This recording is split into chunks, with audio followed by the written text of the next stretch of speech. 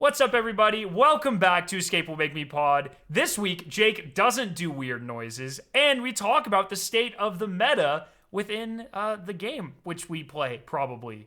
Hell yeah.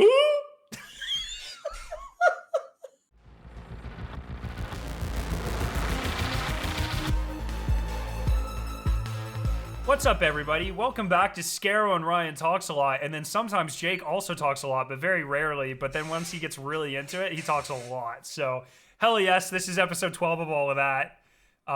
Do we have a sponsor? Something? Arachne? A lot of people died this week, I'm sure. So, no, Arachne is pumped at Cryo this past weekend. Hell yeah! Although you wouldn't know because they haven't said anything about it in game.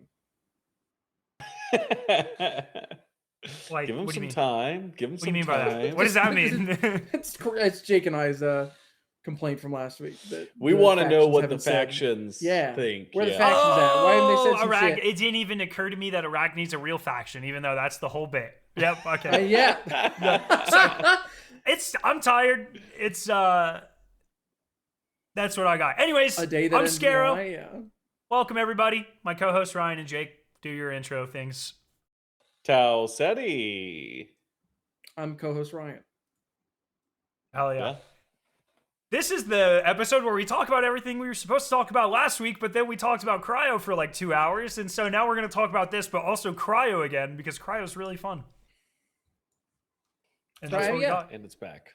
Yeah, That's I great. mean, do we want to do our Cryo check-in or check-in on chat like last week, where stuff we were talking about before we get into the meta?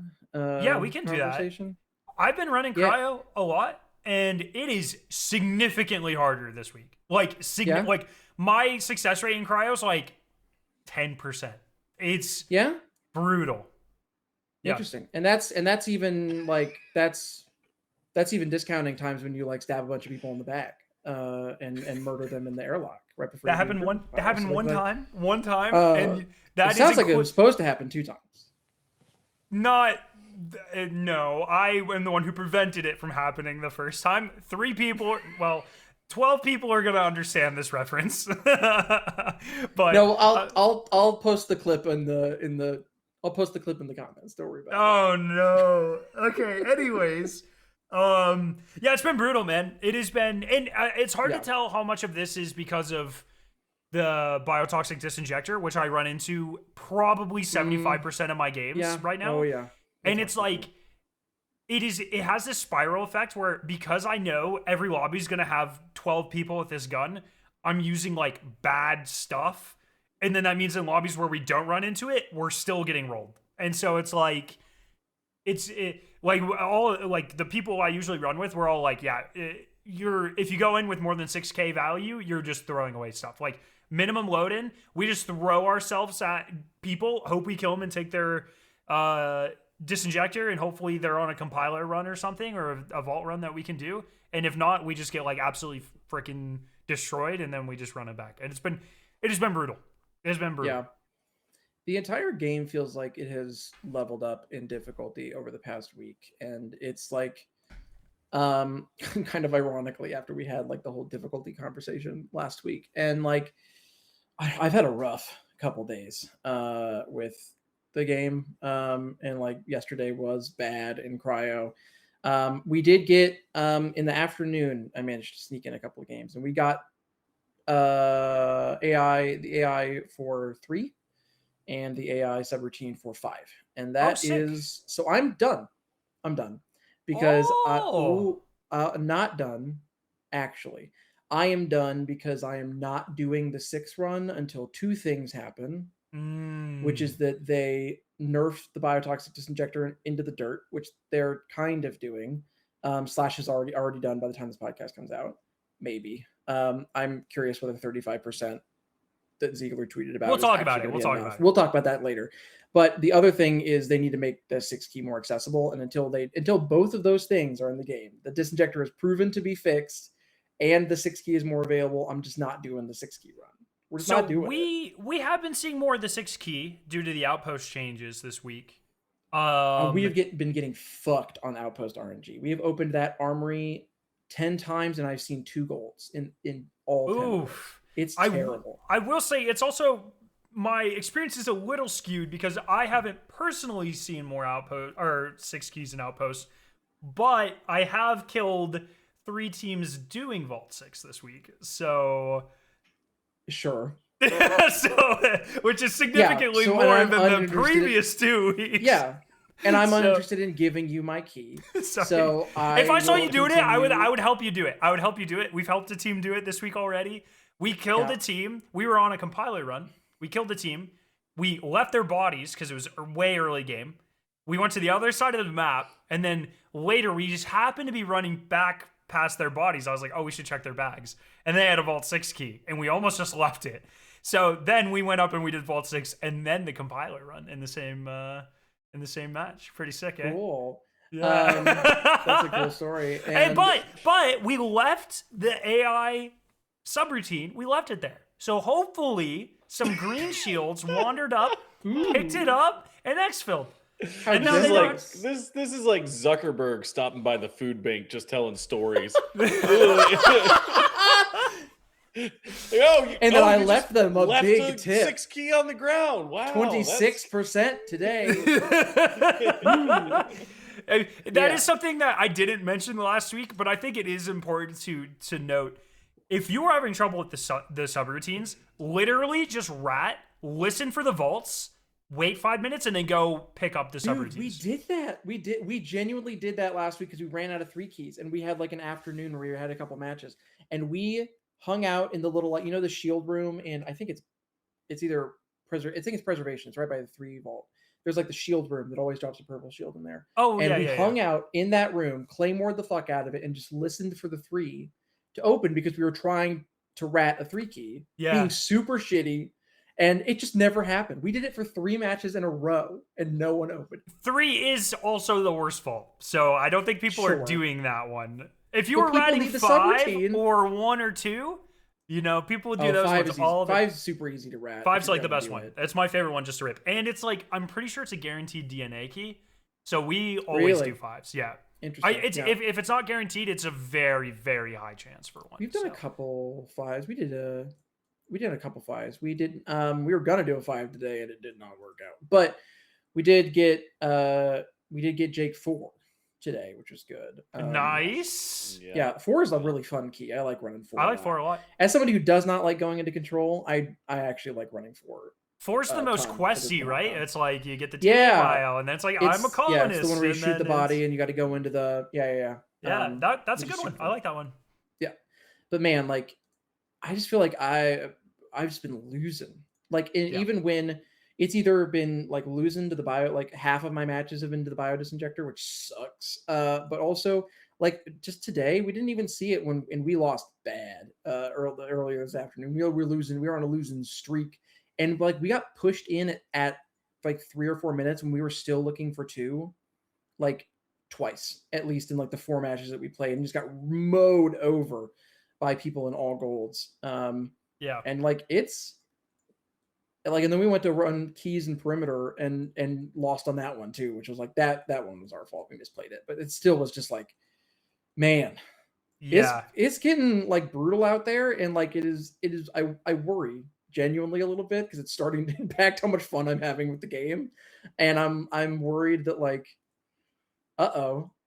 I worry that we are getting to a place where Marathon is going to be like, I mean, this is always going to happen, but like slowly decrease in fun over the course of the season as it starts to push people out of it. And I feel like I am getting closer and closer to the floor of people that are able to play the game right now. I'm curious how much I of worry this about is delayed or kind of reversed a little bit if they just move ranked back on top of Cryo. I think the more I think about it, I had the most fun I played this week during ranked though, is the weird thing. I'm happy, but like all the fucking, including myself, all the chuds, we're just playing fucking Cryo 24/7, and it sucks, dude. It is. I love Cryo so much, but there's so much more of the game. I know I need to go experience, but I'm just not, and I don't like the current setup.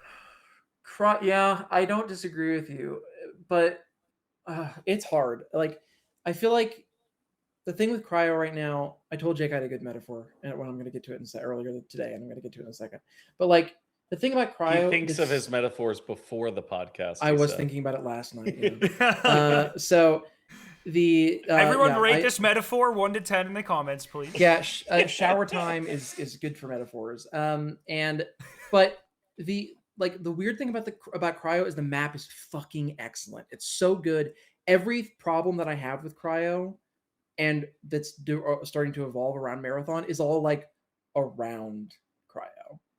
It's not the map itself. The map is so good. It's so good. It's so well designed. I really feel like I'm beginning to understand the labyrinth of it. And it feels like moving through the underbelly of the Leviathan, which, like I said last week, that is like my favorite memories that I have from Destiny 2.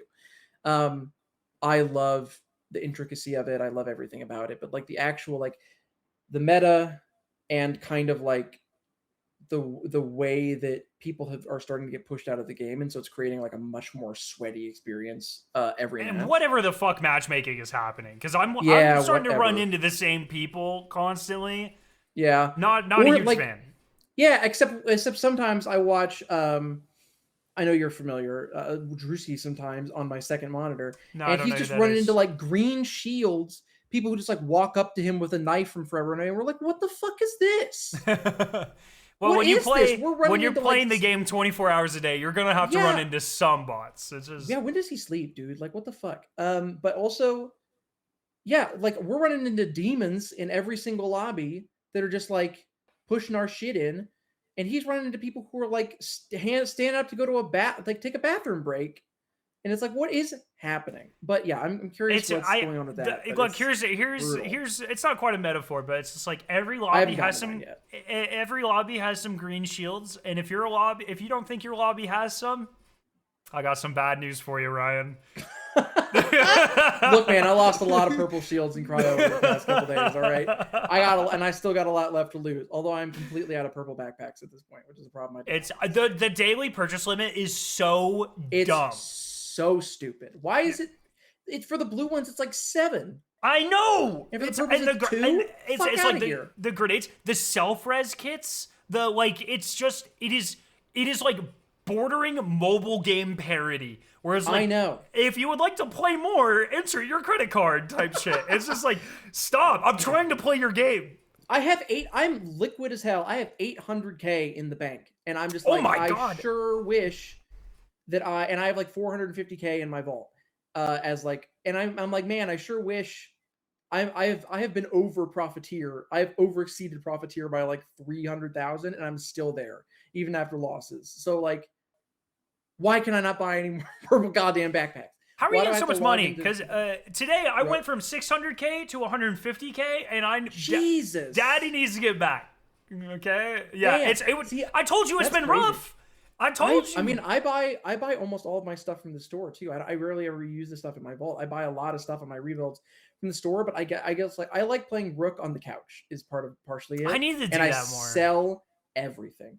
We have a sweet setup that I wrote about at Polygon many years ago, where my wife and I each have a TV in our den, and then we have a third TV above that we watch like YouTube or shows on. So she's playing Elden Ring over here, and I have my PlayStation over here, and then we're watching a show up above. So the time that we spend together after our kid goes to sleep is like Daddy's playing some Rook, and that's what I do. And I just sell basically everything that isn't like a volley rifle or a good bully or a waster. And you ever throw the podcast on the third TV? No, I never do. Oh, damn. No, I just check the comments meticulously whenever I get back up to my desktop, and I respond sometimes. And I wonder, I doubt people know that my username on YouTube is Stark, but maybe they'll see my picture and think it's me, and probably have people like respond to her like, this guy's talking like he's on the show. But do you ever watch the podcast that you're on? Do you do that, Skarrow? No. I'm in the mirror completely naked listening, goodbye horses. It puts lotion on the skin. Fucking listening to myself talk. Yeah. Oh, I'm a big podcast enjoyer. Hell yeah.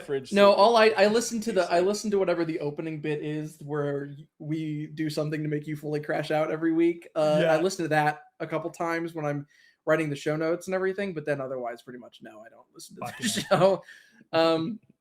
But Cryo is just in this weird spot where, and I think it's kind of doing the opposite for the game of what I hoped it would do. Even though I love it and think it's great and I'm having a bunch of fun with it, but it's not this game's Vault of Glass moment. I think it's kind of the opposite. I think like for me, the launch of Marathon seemed like perfect. Like they had nailed so much stuff. Like I had so few criticisms and problems at all. And then Cryo came out and it kind of started to reveal some of the cracks in the game, which isn't like Destiny is a game full of cracks, and I put 10,000 hours with that motherfucker. Yeah. So like, I got no problem with the game with cracks. I'm not stopping playing Marathon or anything like that. But it's definitely revealed some of the issues. And my metaphor is that in a way, it's like Destiny 1. It's like they're both about like games about space journeys. And in a way, Destiny 1 was this game that had this like really kind of shoddily built spaceship that they kind of shuttled everybody onto. And it's like falling apart at the seams and it's held together by duct tape. And it's like barely moving. And people are like, I hate being on this spaceship. But then the spaceship touches down at the colony that it's supposed to get to. And they're like, oh shit. This colony, the Vault of Glass, fucking rules. This is awesome. This was worth this journey and this kind of clunky spaceship that I've been in this whole time that doesn't really work very well. This was worth it.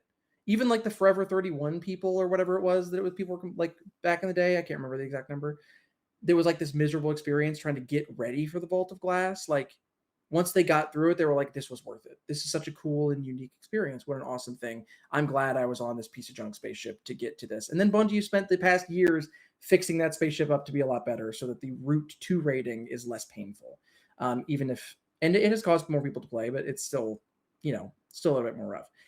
I think Marathon's kind of the opposite in a way where it's like the ship itself was like the Marathon. It was pristine. It was beautiful. It's like, I'm happy to be a Bob, baby. I'm hanging out on here. Like I'm enjoying the first 3 maps. I'm enjoying living here and just kind of existing in this loop of getting stuff, losing, getting out and having these high moments. And it feels really good.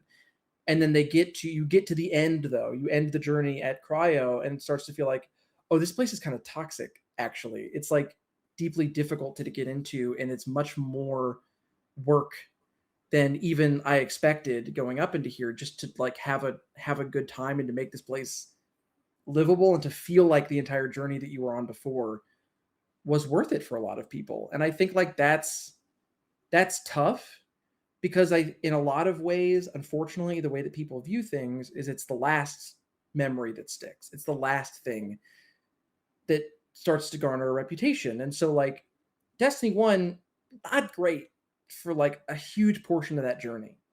I love it, but not great for a large portion of it. But when you can look at it and go, it was worth it for the Vault of Glass, suddenly that starts to like rose tint the rest of the journey that you had and makes it look a lot better. And in a similar vein with Marathon, I think so many people that I've seen are like, I spent 80 hours, 100 hours in the game, and then I got to Cryo and I felt like I couldn't do it, which I know is kind of rehashing what we talked about last week, which I don't want to do, but is largely as the game becomes like less and less accessible, more difficult, like it's going to create more and more people that get there and go, I don't know if this journey was worth it. And are going to start looking back on the time they spent trying to get ready for Cryo like it was a waste because now they feel like they can't exist on there. And that makes me, I'm very curious to see what season 2 numbers look like and also what they do between now and season 2 and to make things, I think, less like super painful as time goes on, because right now I do worry that there are going to be people who are like, oh man, between the Biotoxic Disinjector and the how pain sweaty the of lobbies are, the journey, how sweaty things are all the time. Yeah, even when you're not running into one of them. Yeah, it's like I worry that people are going to be like, man, what did I spend all that time for? I don't feel that way because I enjoyed it, but I worry that I'm going to be somebody who likes playing the first month of a season of Marathon and then dips for 2 months and then comes back. Like I worry that the end result of the journey being so much more work than I think people anticipated is going to turn people off from taking the journey altogether, even if the journey itself is pretty nice. Comment and a response. Yeah, please. Comments. Does anyone know if there's a word count limit on MetaPhors? It feels like there would be technically. No. No, I use a lot of metaphors, and let me tell you, there is not. Can't a whole book be a metaphor? Maybe, I don't know. Yes, Anyways, 100%. response being, well, yes, I echo so much of that. I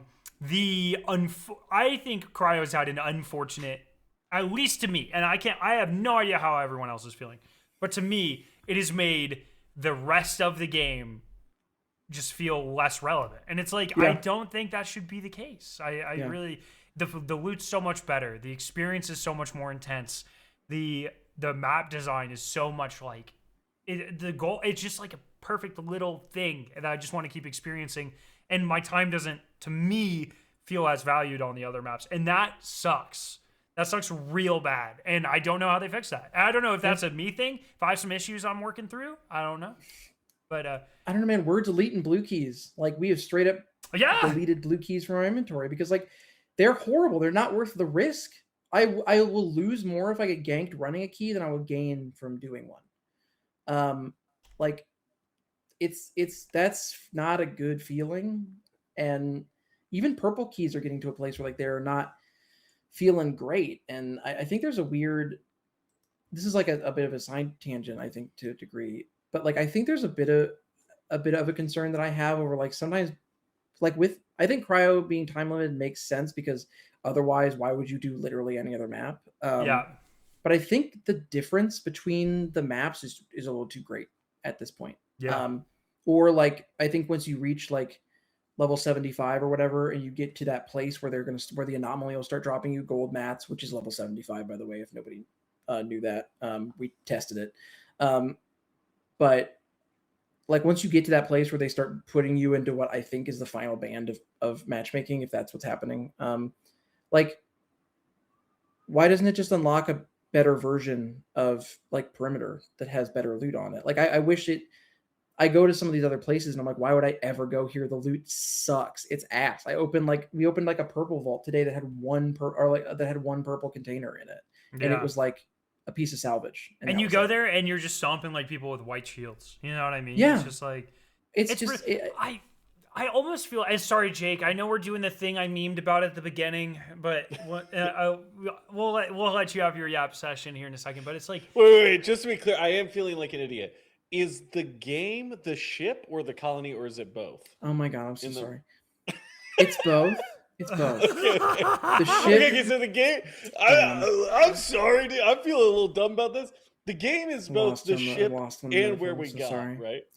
Yeah, it's a piece. I think if you make your metaphor more concise, it's easier to follow the pieces here. Yeah, I think I'm sorry, I'm too advanced. I did feel at the end. I felt like, well, that was very well said. But also, I got lost in the metaphor part of it. Oh, no. Wait, what's the metaphor? What's the whole thing? The metaphor? Was it like the first part, and then you were just like ranting the second half? No. It was woven well. He wove in and out of opinions and metaphor correctly. I feel like this is good and genuine feedback. I feel like Skarrow is fucking with me. Disregard him. I will carry him through the metaphor I feel like I am getting paid back for starting hashtag carried by Drewski. Oh, Jesus. Keep throwing that in the comments, by the way. Love seeing that in there. Can't wait. I love having an official podcast. No, the metaphor is that the journey and the destination are all part of the same game. The ship, the end, the colony is the end game. Got it. Okay. The colony is the end game, and the ship is the experience getting there. And the people on it aren't a metaphor. That's just literally us. That's the players. Okay. Yeah. Got it. Perfect. Okay. I think it's good. What's Bungie in your metaphor? So like the captain of the ship? Bungie's they're Bungie's God. In the metaphor, they're the ship maker and the creators of the planet. Hey, unrelated, happy Good Friday, by the way. Thank you, Bungie. Hashtag not a sponsor. All right, the fan art for this episode. We got to get some Bungie. This episode sponsored by Jesus H. Christ. Dude, okay, maybe this is, I don't know, I'm not, did you guys see Paul's tweet today? I just need a yes or no, because it was so good. No. It was, okay, I'll tweet it to you. It's probably not something we should bring up on the pod, but we'll talk about it later. Don't let me forget. It's so good. Anyways, so, Jake, how much Cryo have you played this week? So I have 3 vaults done out of the 6 I need to do. I have 1, 2, and 4 that I did with Big Rye Dog here, hit me with the carry. I'm enjoying Hashtag it. carry Gives about you a bunch Riot of Dog. keys. I thought you told us lost you a got bunch of 3 keys. last night. I got 1, 2. Did I do 3? I thought you have said, 3. 'cause we were gonna... No, I'm sorry, you got 2. I'm sorry. Yeah. I have 2 done, and then we Do you like did me the telling 4th you one day, what so I AI have 3 subroutines total. you have? Do you like that? Do you like me telling Hey, you what you have? please, yes, Daddy, please. And being wrong?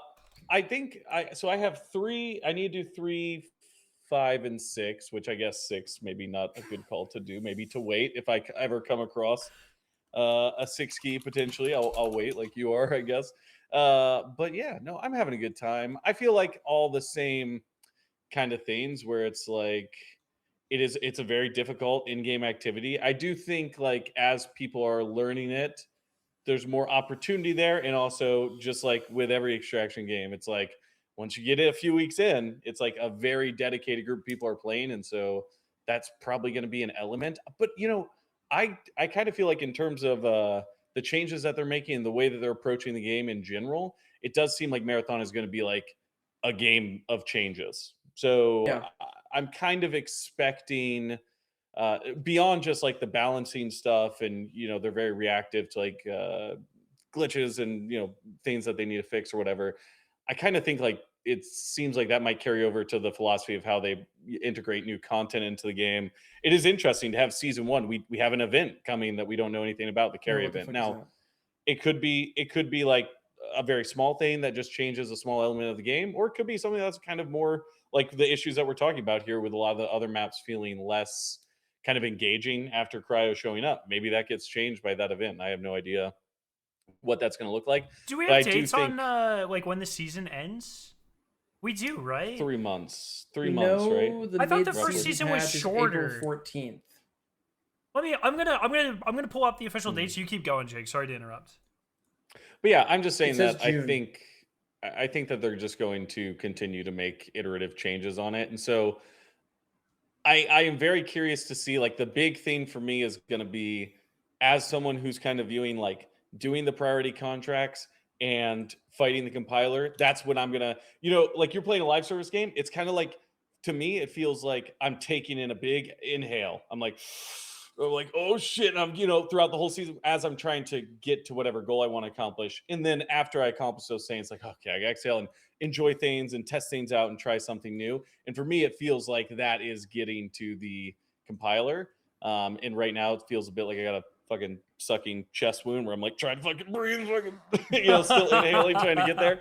But I'm going to be very interested to see, like, at the end of season 1, what percentage of players completed that? How does Bungie respond to that? And what kind of changes do they make based off that? Just in terms of like how they want people to experience the game, and what like activities and events are something that they think are core to the experience, and they want to shift around to like make those accessible and maybe more viable in certain circumstances, or not, and dependent upon kind of what changes we see. So what I was thinking of is it's season 2 is shorter than season 1 for whatever reason. Oh, is it? Yeah, it's only June, July, August, but season 1 is March through June. So I'm sure I don't have the official like number of days, but season 2 looks like it will be shorter, which is when interesting. in June though is the question that I have. Because Shadow and Order for Destiny is the 9th. So why are they doing June again? It's so confusing. Didn't they delay Shadow and Order partially because, I mean, I think they delayed it because they needed time for the expansion, but also Shadow Cycle, yeah. Wasn't part of the purpose to be like, get out of the way of Marathon, and now they're both going to jump on top of each other fucking again? For the bigger question for me is the Shadow and Order comes out in June, but Shadow Cycle probably comes out 3 months after that. That's how they always do it. And 3 months after that is season 3. Yeah, and so it's like, what's happening there? Why would you layer them on top of each other like exactly? That? It's exactly. So weird. Like, you have an opportunity to stagger them. Yeah, I don't know. Why did you stagger them? Like, it's so confusing. I've been saying, guys, Marathon is actually Destiny 3, and the big reveal is going to be that Destiny merges into Marathon. That's why they're stacked on top of each other. You're welcome. I mean, Solved all it. the streamers that I feel like I do the opposite of stream sniping when I play Cryo, okay? Which is that I throw streamers on my second monitor and I check to see they're all in game before I hit run. That's what we do because I don't want to run into biodisinjectors. And guess what? That was not a very successful strategy this weekend. But every streamer that I throw up that I'm worried about running into is from Destiny. So I worry a little bit about, I mean, it's kind of already Destiny 3 in that way because everyone I know that plays Destiny is playing Marathon. But which is extra. Why would you put them on top of each other? Like, I think at this point I would choose, at this point I'm choosing Marathon over, depending on what they do with Shadow and Order, obviously. Like, but Yeah, right now, I don't know. I don't know how much you're playing Guardian games out there, Skarrow, but I'm not having a good time when I log in. I gilded it. I still have every guild, every title, and I needed to keep that up. So I grinded out everything, and then I used the silver Bungie sends me to max out the event pass. Now look at that. To play less of it. Silver Bungie sends me, huh? Hey, I'll send you the form. No, I would actually. I'm broke, so I would actually. Bungie, please. Yeah, I would maybe be interested in that. That's a joke for everyone listening. That's a joke. Please, that's a joke.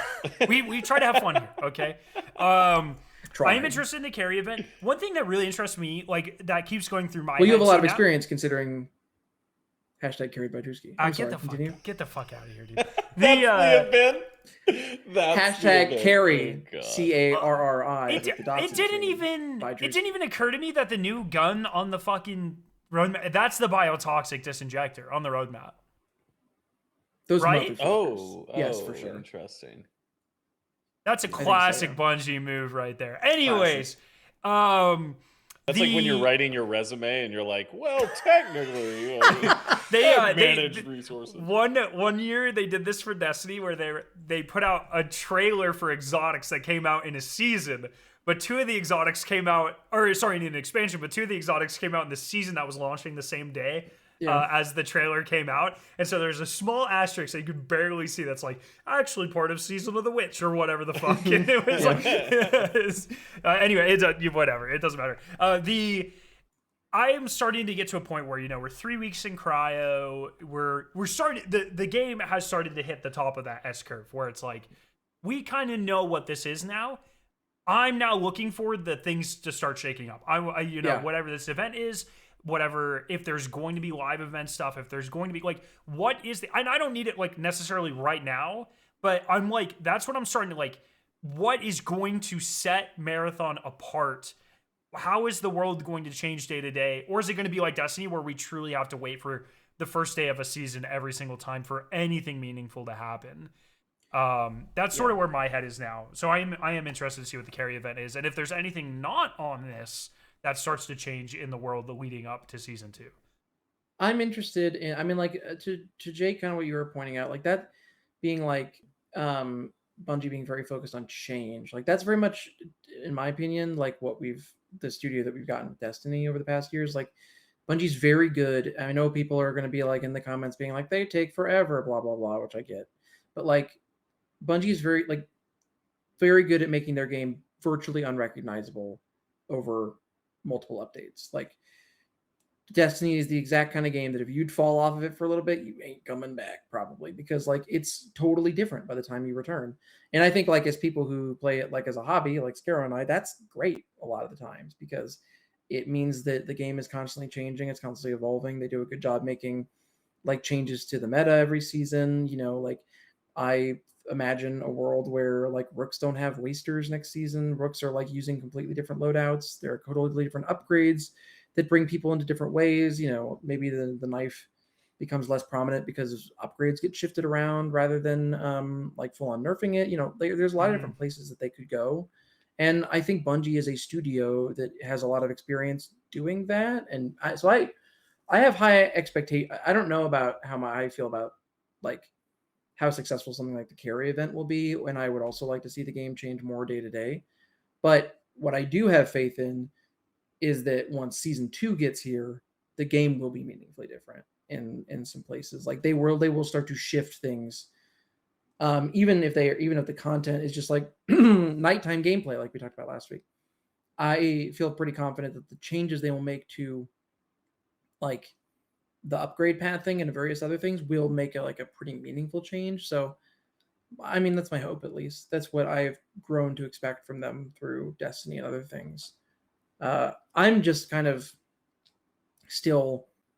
I'm also curious what the carry event is, and I'm kind of still just reeling from the fact that we didn't get like a new in-game map event or something after Cryo launched is just like very weird to me. And the other maps, like that feels like that could have injected a lot of life into the other maps when Cryo, especially since Cryo's not around all week.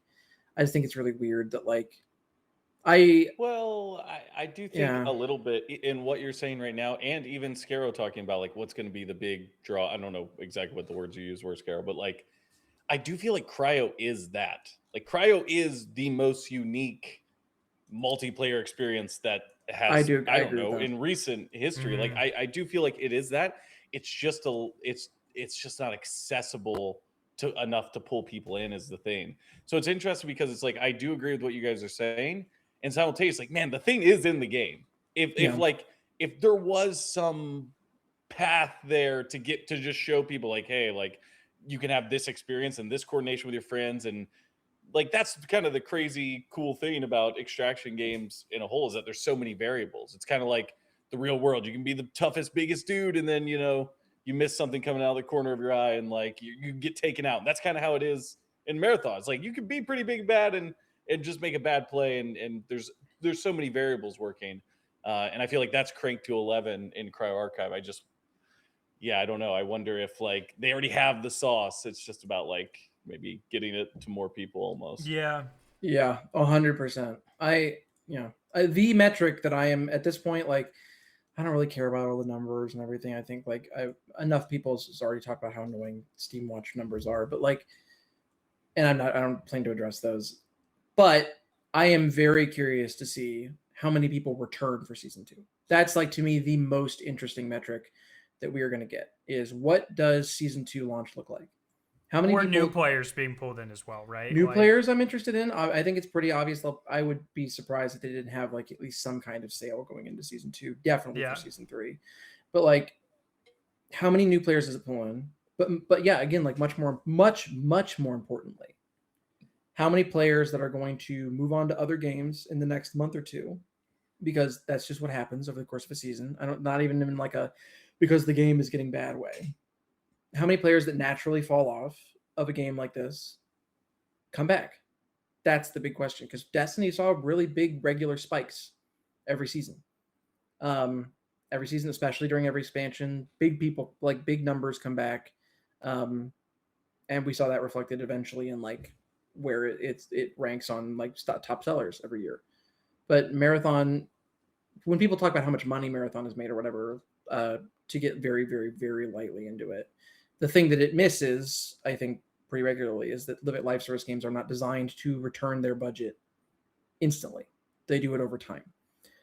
Now, the thing about that though is that you need people to coming in and logging in all the time when they're dropping new shop bundles, when they're dropping the first season pass that isn't going to be free with the deluxe edition of the game, which they did for this time.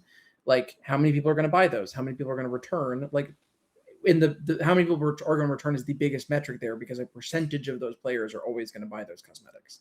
So, how many people come back to enjoy the game will tell us kind of just like in a very very loosey goosey way how many people are actually spending money on the game as well. Mhm.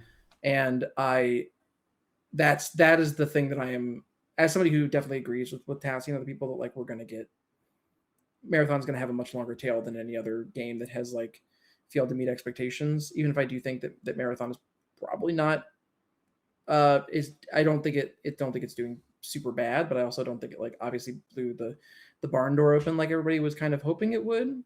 Even so, the only metric that I'm not paying attention basically to any more numbers until we know what the return looks like. And I think Bungie's a studio that can make enough meaningful changes and hype enough people up with even something as simple sounding as nighttime gameplay to bring people back. But I mean, just kind of like to put a button on my part of the cryo conversation at It's least. a darkness gameplay, actually. Oh, I'm so sorry. I thought it was nighttime gameplay, which sounds a lot. Darkness gameplay does sound a lot better. Darkness gameplay. Nighttime gameplay sounds very silly, but It's the third Darkness subclasses in Night March. Oh yeah, you're right. Damn, can't wait. Red Night March incoming. That's just AI uplink. It's hiding in AI uplink. Obviously, the under part. It's just hiding in there. The red subclass is just in there. What was I fucking saying? Oh my Sorry. God. Something about Marathon being a success. Yeah, something about a ship in a colony and like God damn it. Journey. The journey? Sorry. This is what happened. I shouldn't have said anything about my metaphor. Oh my God, it's a MetaPhfor, bro. Time. A MetaPhfor. Oh, Fuck, that's the name of the podcast. Shit. The MetaPhfor. Shit. The MetaPhfor. Anyway, but like to put a button on my piece of like the whole thing, my concern is that even if Bungie can make it as cool as they can, with the return stuff, that I'm curious how they will be able in a similar vein to what when Destiny 1 or Destiny 2 came out and it like way over casualified a lot of the game, which brought a lot of players in, but then a lot of those players left when they were done with the campaign, and it took some work getting those old Destiny 1 players to even check the game back out again, or people. We lost a lot of good people that I personally know who were D1 fans, came into D2, saw how simple it was in comparison, then just dipped and never came back. And I wonder and worry a little bit that the current sweatiness of the game that it's moving towards and Cryo is going to create players like that who just won't come back. And then when a new season drops, even if I have full faith personally that Bungie will make a lot of interesting and good changes that I'm really excited about. I'm excited about for the mid-season patch notes, and we're going to talk about some of the meta stuff. But that's where I'm currently sitting on my like thinking analysis corner about what's going on with Marathon and how it's doing. Is that season 2 interaction? Yeah. Yeah, best smoke spot. Cryo Archive, the vents that are right next to the stairs that go up to the Panopticon that have the ladder going up to it. So it's like vents that enter from either direction. That little area just sitting there, legs going down where the ladder is. It's all boxed in, hot box that. Or is it steerage where you can look out and you can see Tau Ceti 4? Yes. That window, I think it's Index. Oh no, Index you can see. Index you can see the whole. No, Index is not the Tau Ceti one. Index you can see the whole like plane of the ship. If you look out, you can see like the rest of the Marathon crawl like on a wide shot of it. It's real nice looking into space. That's a good one.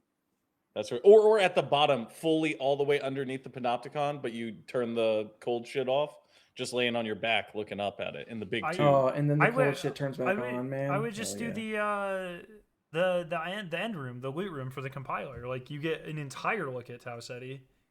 What's that place look like? Yeah, the vibes there might be a little weird with all the dead organisms and whatnot. Yeah, I'd like to apologize. I had a lot of people yell at me because I thought the footage was going to show on OBS when I showed it to you guys last week, and it didn't. I saw this. The shit you got for this. Like, look, man, just fucking go see it yourself. What am I, your tour guide? Like, fuck off. Another certified. This is Skarrow, Mark Zuckerberg mode. Fucking when he's surfing and he has the full white face of sunscreen on. I love being on the show with you because I can say all of my elitist shit and it makes me seem like casual in comparison. Another thing I can say the crazy. most elitist shit imaginable, and Skarrow will still come in with like a get good bitch. Like it doesn't matter. I spent 99% of last episode agreeing with you and saying that it does need to be easier. And I'm the fucking man of the people, baby. Everybody's like, Ryan cooked, Skarrow, you're too elitist. You're not thinking. It's like, am I speaking English Best here? What is happening? My life, baby. I'm with you. In the comments. Hell yeah. Give Skarrow some Skarrow cooks in the comments. He needs them. Let Skarrow cook down in there. All right.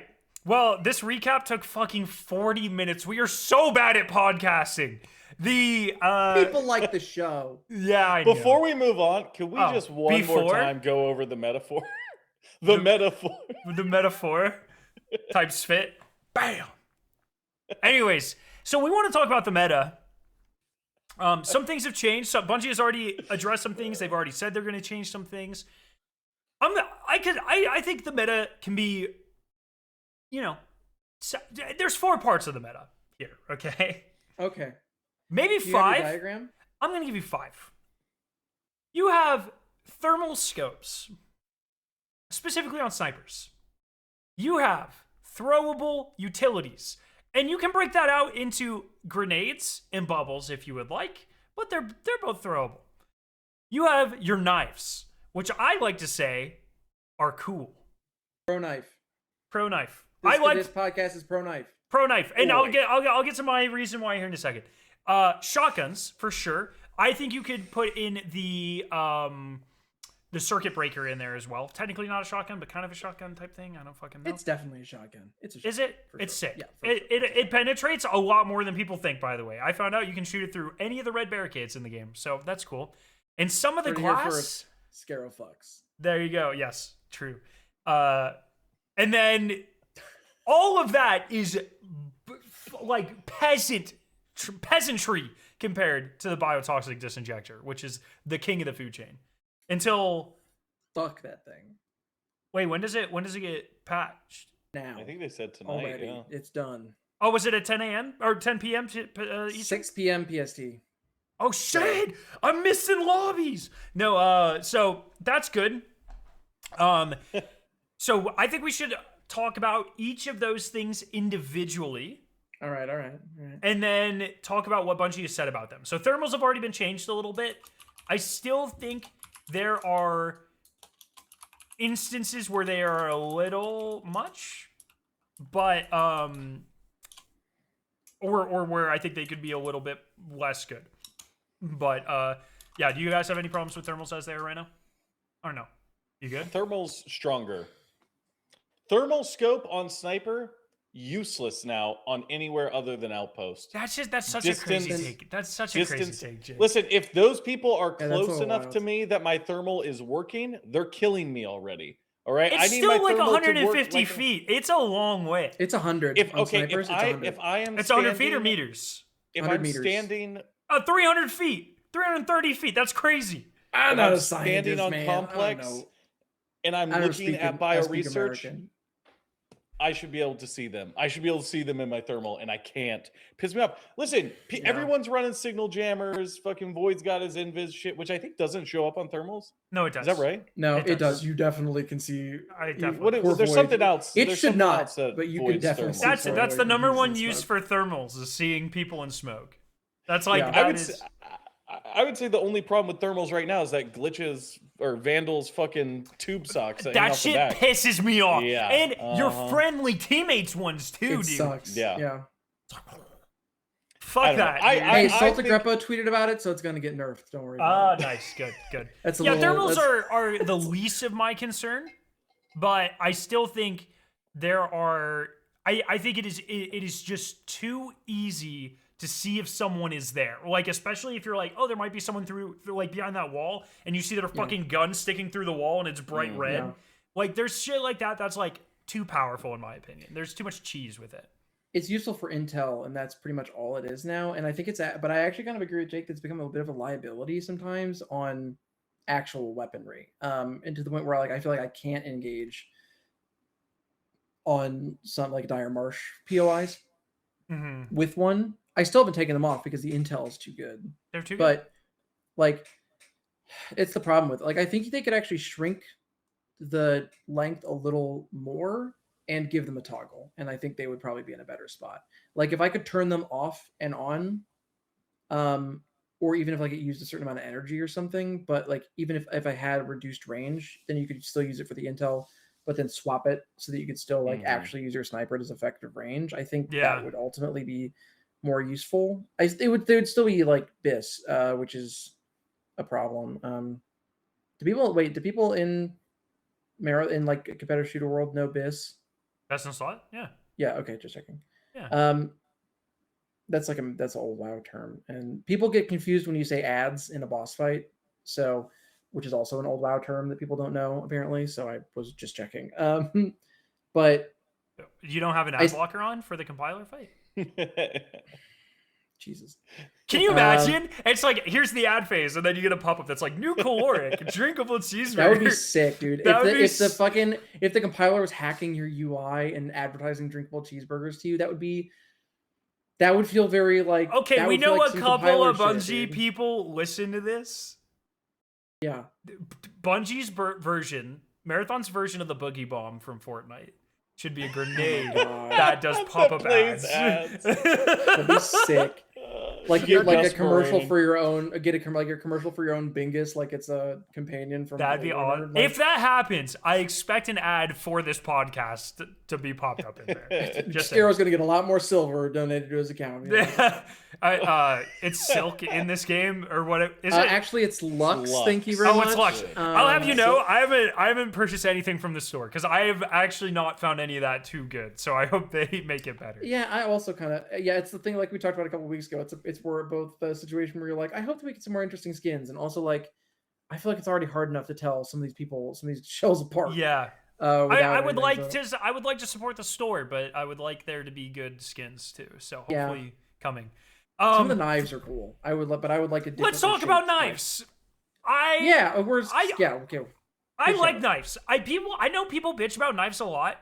I think it is so important to have an equalizer for people Yes. who are less skilled or less fortunate or less dedicated to the game. And knives, I love having the option to switch to it for a quick finish on a down player. I don't think they are actually I think if you remove a lot of the bubble meta bullshit that we'll talk about, I think knives are in a lot better spot. And as Ryan already mentioned this episode, part of the reason they're so good is because of some of the seasonal upgrades, which are changeable per season. So Yeah, we know that. So talking a little bit about what they've said about them. They know the thing that Ziegler said was I don't remember his exact wording, but I could go look it up, but I'm not going to. He said like going from 0 to God mode so easily and so quickly. I'm choosing to interpret that the way they're going to nerf it is I think the correct way to nerf it, which is making it more difficult to get 100 melee stat for free on early upgrades through like Arachne or whatever. yeah. I think I'm totally with Skarrow. I think knives are the great equalizer, and they should be. Like somebody with green shields, if you have purples, should never, or even have golds or whatever, should never be completely not dangerous to you. Part of the way that someone in green or even white shields is dangerous to you is that they can roll up onto your ass with a knife, and if they get that first hit in, you're going down, buddy. It's the only time I feel like I will genuinely ever say this on this show. Like, it's a skill issue, brother. Like, if people who are out there, Roast them! It's not a skill issue. It's some people just don't have the accessibility to use knives, Ryan. You freaking prick. I'm the man of the people. Every single clip. I've gotten killed by Skarrow's knife cooking. plenty of times, dude. Skarrow's cooking right now, everybody. Every time I see a clip on the internet of someone being like, knives are okay, every single time I'm like, I would not post this if I were you. This is so embarrassing. And I've been killed by knives in embarrassing situations multiple times, but I don't post it on the internet and go, excuse me, this is okay? Because you let them knife you in the ass and you have a gun. What's wrong with you? Like, I would not advertise that I let that happen, even though it does. It needs to be like that. If people who hate shotguns, if you nerf the knife, that's a shotgun buff, baby, forever. Every knife nerf is a shotgun buff every time. It just is. A knife is the response to both I think you should people be who able to have high throw your shields. knife. All right, hold on. Shut up. No, we don't need it. We don't need to push it. Just let it be good the way it is.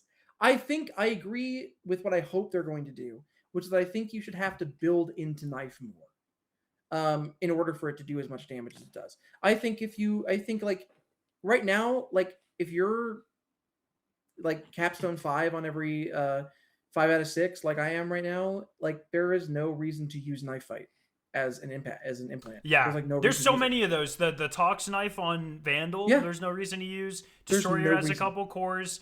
Assassin has a couple that are actually pretty good, but that I would like to see people have to build into those a little more, and I definitely would build into them a little bit more. Yeah, I think that's cool if you're like, oh, I have knife fight on, so my knife stat is max, which means I can 3-hit people. And I can throw my knife. Yeah. Are you a knife enjoyer, Jake? You like knives? Yeah, I'm a big knife guy. Here's the fix, though. Gabe Newell over Make here. him a little bit weaker or whatever, but let us put chip mods on our knife so I can have ornithologists on my knife when I come up and stab you. The Scrack Man strikes again. Or you All throw right. your knife and it's just like it goes. It's a, Yeah. like, Listen, give us some modular, shit we can put in and out on our knife. what if you put signal jammer on your knife and when you knife someone, it applies Yes. signal jam to them? That would be to them. So their friends can't find them anymore? Yeah, exactly. It makes it turns them invisible. Oh man, And that then would be there's so this- fucked up. Actually, that would be kind of sick. Yeah, I Um, like the idea of every mod having like a specialty knife version of it. Like, would be That'd be sick. sick. That'd be super Yeah. sick. I found the Ziegler tweet that you were referencing, and I didn't realize it did exactly what I kind of wanted to do anyways. So instead of talking about what we think about the meta, here's what Bungie thinks about the meta. Here's some. This is our show, not Bungie show. Yeah, I know, but it's important, and this leads into the next thing, anyways. So Joe Ziegler says, here's some of the areas we're focusing on adjusting, and some of this stuff happens next week, 2 weeks, 2 weeks from now, on the 14th of April. and then the rest happens some other time or something. Here's some areas we're focusing on adjusting. Bubble shields are too easy to get and too powerful to use. Well, we could just let's read them all and then we'll talk about them one by one. Yeah. Knife scaling too easily to godlike power levels, which I agree with Ryan's interpretation of. Thermal scopes being too present and dominant. Didn't even know he included this one in the tweet before I brought it up. Snipers being Forgot too about it, to be strong. honest. Yes. Snipers being too strong in all scenarios. Disagree. I don't know if you've been inside of I a bubble also shield with a disagree. sniper. They're not that good versus a knife. They're pretty Giving much just Vandal- dominant on Dire Marsh, I feel like. He's like the only map. I mean, they're good on perimeter. too, don't get me Perimeter, wrong. yeah. Giving Vandal and Recon some more oomph to match their counterparts. Also, we're adding some stuff that can help add texture to the outcomes of fights. Some secret item, a new item to give solos a more common option when downed. Yeah, what Just the fuck is that? easier to like and go to the next run. And then Maybe? another no, I don't think it's that at all. I mean- A new item to give a more merciful option between crews. That sounds almost like Interesting. the Jake, and I'm going to have to help me on this one. That sounds almost. I think it's like a defibrillator in Arc Raiders. Yeah, but in effect, self revives work that same way because you can drop them on people and they can pick them up when they're down. Yeah, But like I feel like we've referenced this on the podcast as well. Is like if they want to explore the sandbox and the prox chat stuff, adding in things that promote collaboration will be a benefit to. yeah. you Would you interact use with the word merciful there and not friendly? Like merciful is like you kill them or you ruin their days, but not as hard. Like maybe you temporarily put them out, but you only take their shields or something. Like I'm not really sure what the fuck that's supposed to mean. I wonder Maybe if there's a they're- way to like bring enemies back who you've bagged or something. Maybe. Yeah, something. I wonder if there's. I mean, that could technically reference. Again, Jake, you're gonna tell me what this is. This could technically reference something like insurance, which okay. Tarkov has, where you can insure what- an But item, that's not doesn't and say then between exactly? crews, right? what? That's That- that's just an individual thing though. Yeah. That's where it's like Well- you can insure your individual gear. But this seems like something you're gonna do for a team that you're facing off against, right? More Well, I merciful think maybe option. if I guess it depends, right? Because like what I was thinking is like if you do so the way insurance works in something like Tarkov, correct me if I'm wrong, is you pay a fee to insure your gear, and if it gets left in the match, as in left on the battlefield, either someone doesn't find your body, doesn't loot your body, or they just loot your body and they leave something that's insured, it's mailed back to you like 24 to 48 hours later. There is if they were to do something like this and they were to show people in the enemy team what you had insured, that could be a Oh, way to be interesting. merciful to your people, where you're like, oh, I don't need this I was gonna take this purple backpack. These people had a good fight with me. I'm not gonna take it. I'll leave. I'd it be here." like I wasn't gonna take that, but it's insured, so I'm fucking Yeah, taking and you that can, and shit if you right want to be a back to total my piece of wallet. shit, you can do that too. Look, we took an AI subroutine that we didn't need today because we didn't want other people to get it. So like, I get. Wait, it. what number? It was like one. It was like. Oh, one or okay, two. okay, It was okay, it was okay. baby stuff. But you get Uh, no value for that. You just did it because you're evil. There's no money. Hey, comment section. This is your champion here. Okay? I don't think I didn't take it. I think I suggested. Whoa! The story changed. Whoa! Wait a second. Now he's lying. My bag. Well, if I would have taken it, I would have went and dropped into the center of control and been like, "Someone take this, please." But one of my horrible bastard friends took it instead. So I wouldn't have done that. Yes. I wouldn't do that to you. The bubble shields thing is tough because they are a hard counter to a lot of other things in the game, like snipers and some grenades that can be problematic. But them in the I feel like bubble shields are really, really awesome on like outpost and especially like perimeter. But then they fucking suck on cryo, and it's like, how do you balance that? I'm so bummed because I was big on the bubble shield from the very beginning. Like before cryo came out, my entire team would funnel them to me because I loved using them because it's like that Titan, the Void Titan fantasy. You know what I mean? Which is like that's like I love playing Titan. In Destiny, I love playing Protection Titan. I always loved doing that. And so I would innately like get bubbles, and I had some really like clutch plays using them in the first 2 weeks when no one was using them. And I just had a bunch of them, and it was awesome. And I loved doing it. And we have theorized from the very beginning that Sentinel, the next runner, is could be bubble shield adjacent. Bubble shield, yeah. Since Skarrow very interestingly pointed out that all the other equipment has like an ability equivalent, or many of them do. Except for Tox Grenades. Yes, except for Tox Grenades. That's coming in season 3. I'm very confident in an early episode of this podcast, maybe like 4 or 5. I know I said when people find out how good bubble shields are, it's going to be a problem. I think you so confident of. I think probably when we talked about Sentinel forever, when Sony first goofed it. But like I spent the first 2 weeks being like, I love bubble shield so much. I really hope Sentinel's a bubble shield character. I can't wait for them to do more bubble stuff. I love this kind of play style. And then it just got completely like bastardized. And now it's every team has 10 of them. And every team has and like I can buy some, and I can only buy like 3. I can only buy like 3 a day from Mida or whatever, but like they're like gold now. I drop loot to bring bubble shields out and save them for cryo, like because they're so important. And it's just, I don't know how you do it. I don't know how you fix it without making them significantly worse. It sounds like what they want to do is just make them purple, but I don't think that's a good idea because I don't know. It's the problem. Like they also drop so often on cryo, but the problem is if they don't drop so often because they're so powerful, if the other team has 10 and you don't have any, you're just fucked. Exactly. There are a couple of counters that people don't seem to know about. If you throw a Tox Grenade or a Heat Grenade on top of a bubble, it'll hit through it, so you'll hit everyone below it. The Circuit Breaker Gold, or the one from Vault 4, will shoot right through it. It'll also break your own bubble shield if you use it inside your own. We found that out. Yes, that as well. And the Biotoxic Disinjector like fucking nukes them.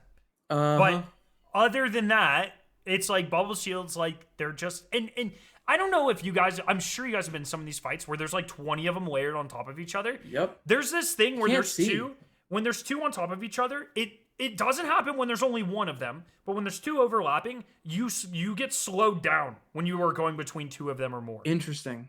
And it's just I feel like you can't see. I feel like they layer to such a degree that like you can't, if there's like 3 of them, you can't see past it. Like it's completely opaque. It was fun for like the first couple of times, but the 4th time fucking Panopticon turns into Bouncy Ball Central, it's just like, what is happening here? I worry about the language there being like, we're going to make them more rare. Too easy to get and too powerful to use. Yes, I think that there are some ways that I saw it on a stream. I think I might have been across the stream that someone suggests like them building slowly over time. I think having them have like the same amount of health, but have like punch out sections, like puzzle pieces where you that would be sick. Shoot like where they're segmented into like 12. That also might not be my idea. I don't know. It's hard to tell on the internet these days, but like having like 12 different sections that you can punch out, and then now you can shoot in, but they can shoot out, and you have to be like aware of where it is. I think that could be interesting. But like the idea of just making it purple, if that's a direction they go, I've kind of questioned.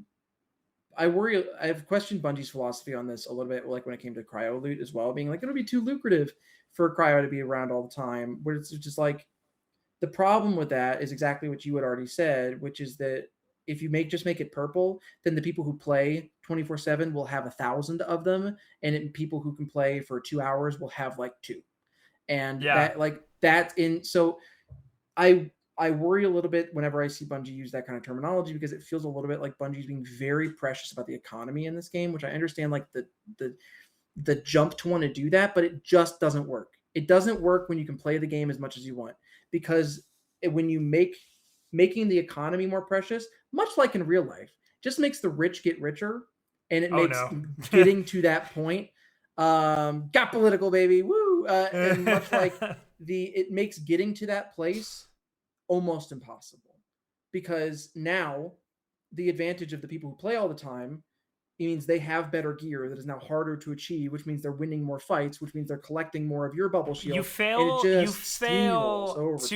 account for the fact that if Traxxas puts more guns into our economy, that's more guns for everyone, Ryan. You don't understand. Yes, exactly. Liberal cuck Ryan doesn't understand that if you put more bubble shields in the game and they're even better, they'll trickle down to the lowest echelon of players, Ryan. Baby, if you just defend those bubble shields, millionaires, one day you yourself will be a bubble shield millionaire, and you'll be glad you did it. All right.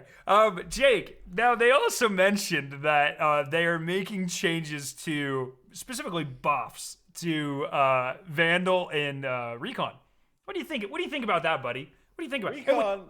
Recon needs the buff. What is it? So you're going to be able to tell difference between players and UESC bots. Yes. And then if someone has Signal Jammer on, they'll still show up, but they'll show up as a bot. That's interesting. Yeah, that's very interesting. interesting. It also makes it harder to track where she is around you when she's using it.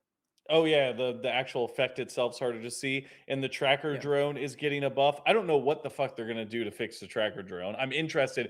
Like, will they just make the blast, or maybe they said that they're just gonna make it like track to one person as soon as you throw Improved it? tracking strength, allowing it to find a new target to track if it cannot reach its current target, and it's a bit more aggressive.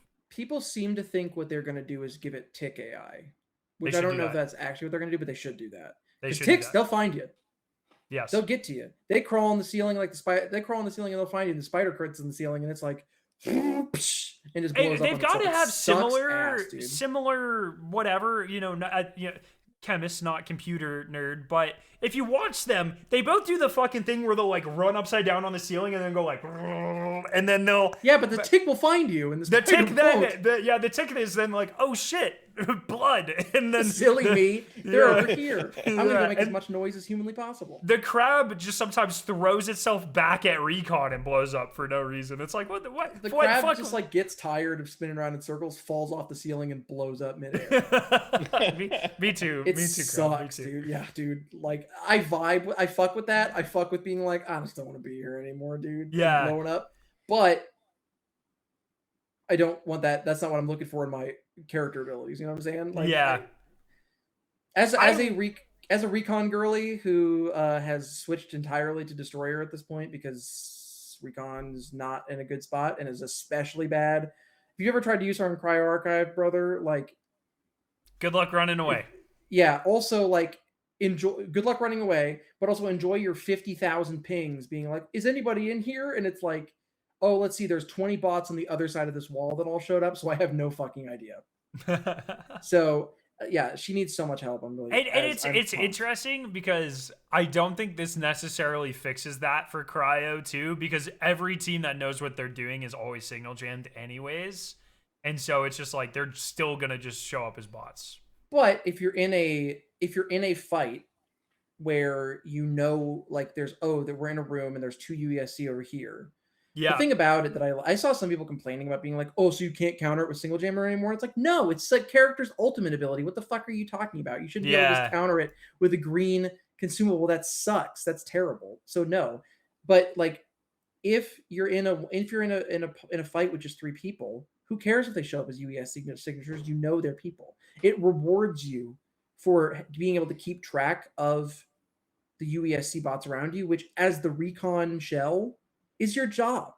Like if you're doing a good job as your shell, you should be able to point out to your friends, okay, I know there are bots over here and there are bots over here, so these 3 are definitely players. Look at the way they move. Like it makes it way more interesting. I think the changes are great. I'm again very curious to see if they're actually gonna be able to fix the spider or not. And I already thought Recon's passives were really good. The only concern that I have, otherwise on Recon, I have nothing to say about Vandal, so I won't talk anymore about that.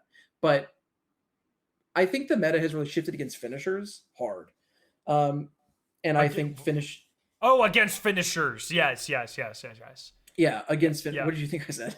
I thought you, like, when you said that, my mind went to, like, you just don't finish down enemies.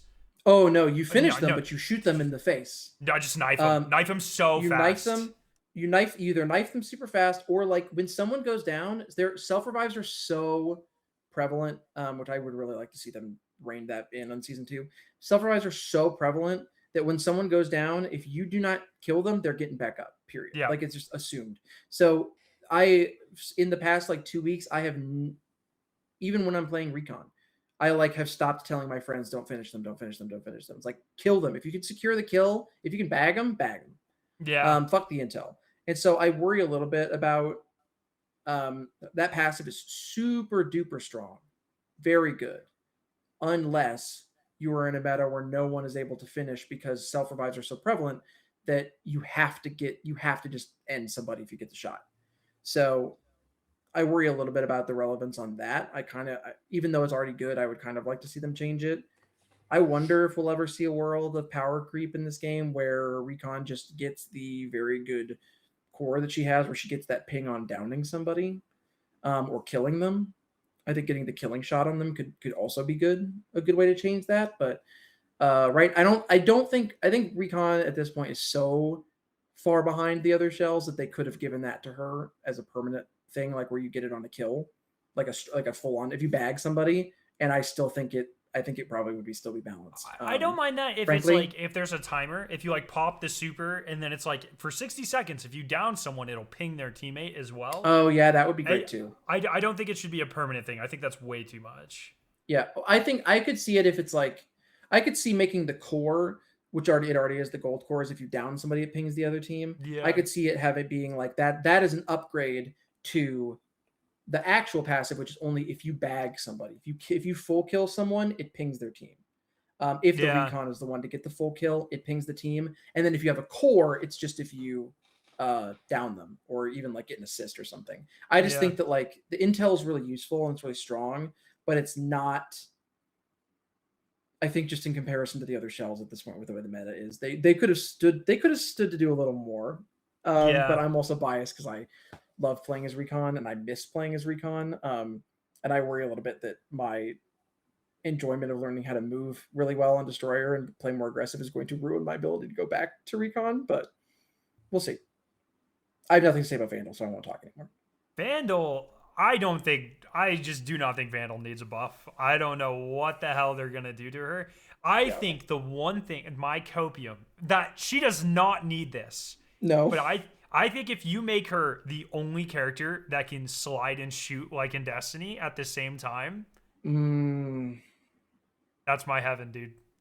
And you can make it so it's like maybe she can't do that with shotguns or whatever, but currently the only thing in the game that you can use while sliding is her cannon. And so if you extend that to other things as well, brutal. Her being able to shotgun slide cancel would be the worst. You don't have to do it with shotguns. But if it's like one thing I would really love to be able to do, I find this with ads all the time, is if I power slide, if I melee, it should cancel the slide and launch, and it doesn't. You have to wait till you're done with the slide to melee, and I don't like that. I would like that changed. But other than that, like I don't really know what you could do because she's already a very strong character. So I don't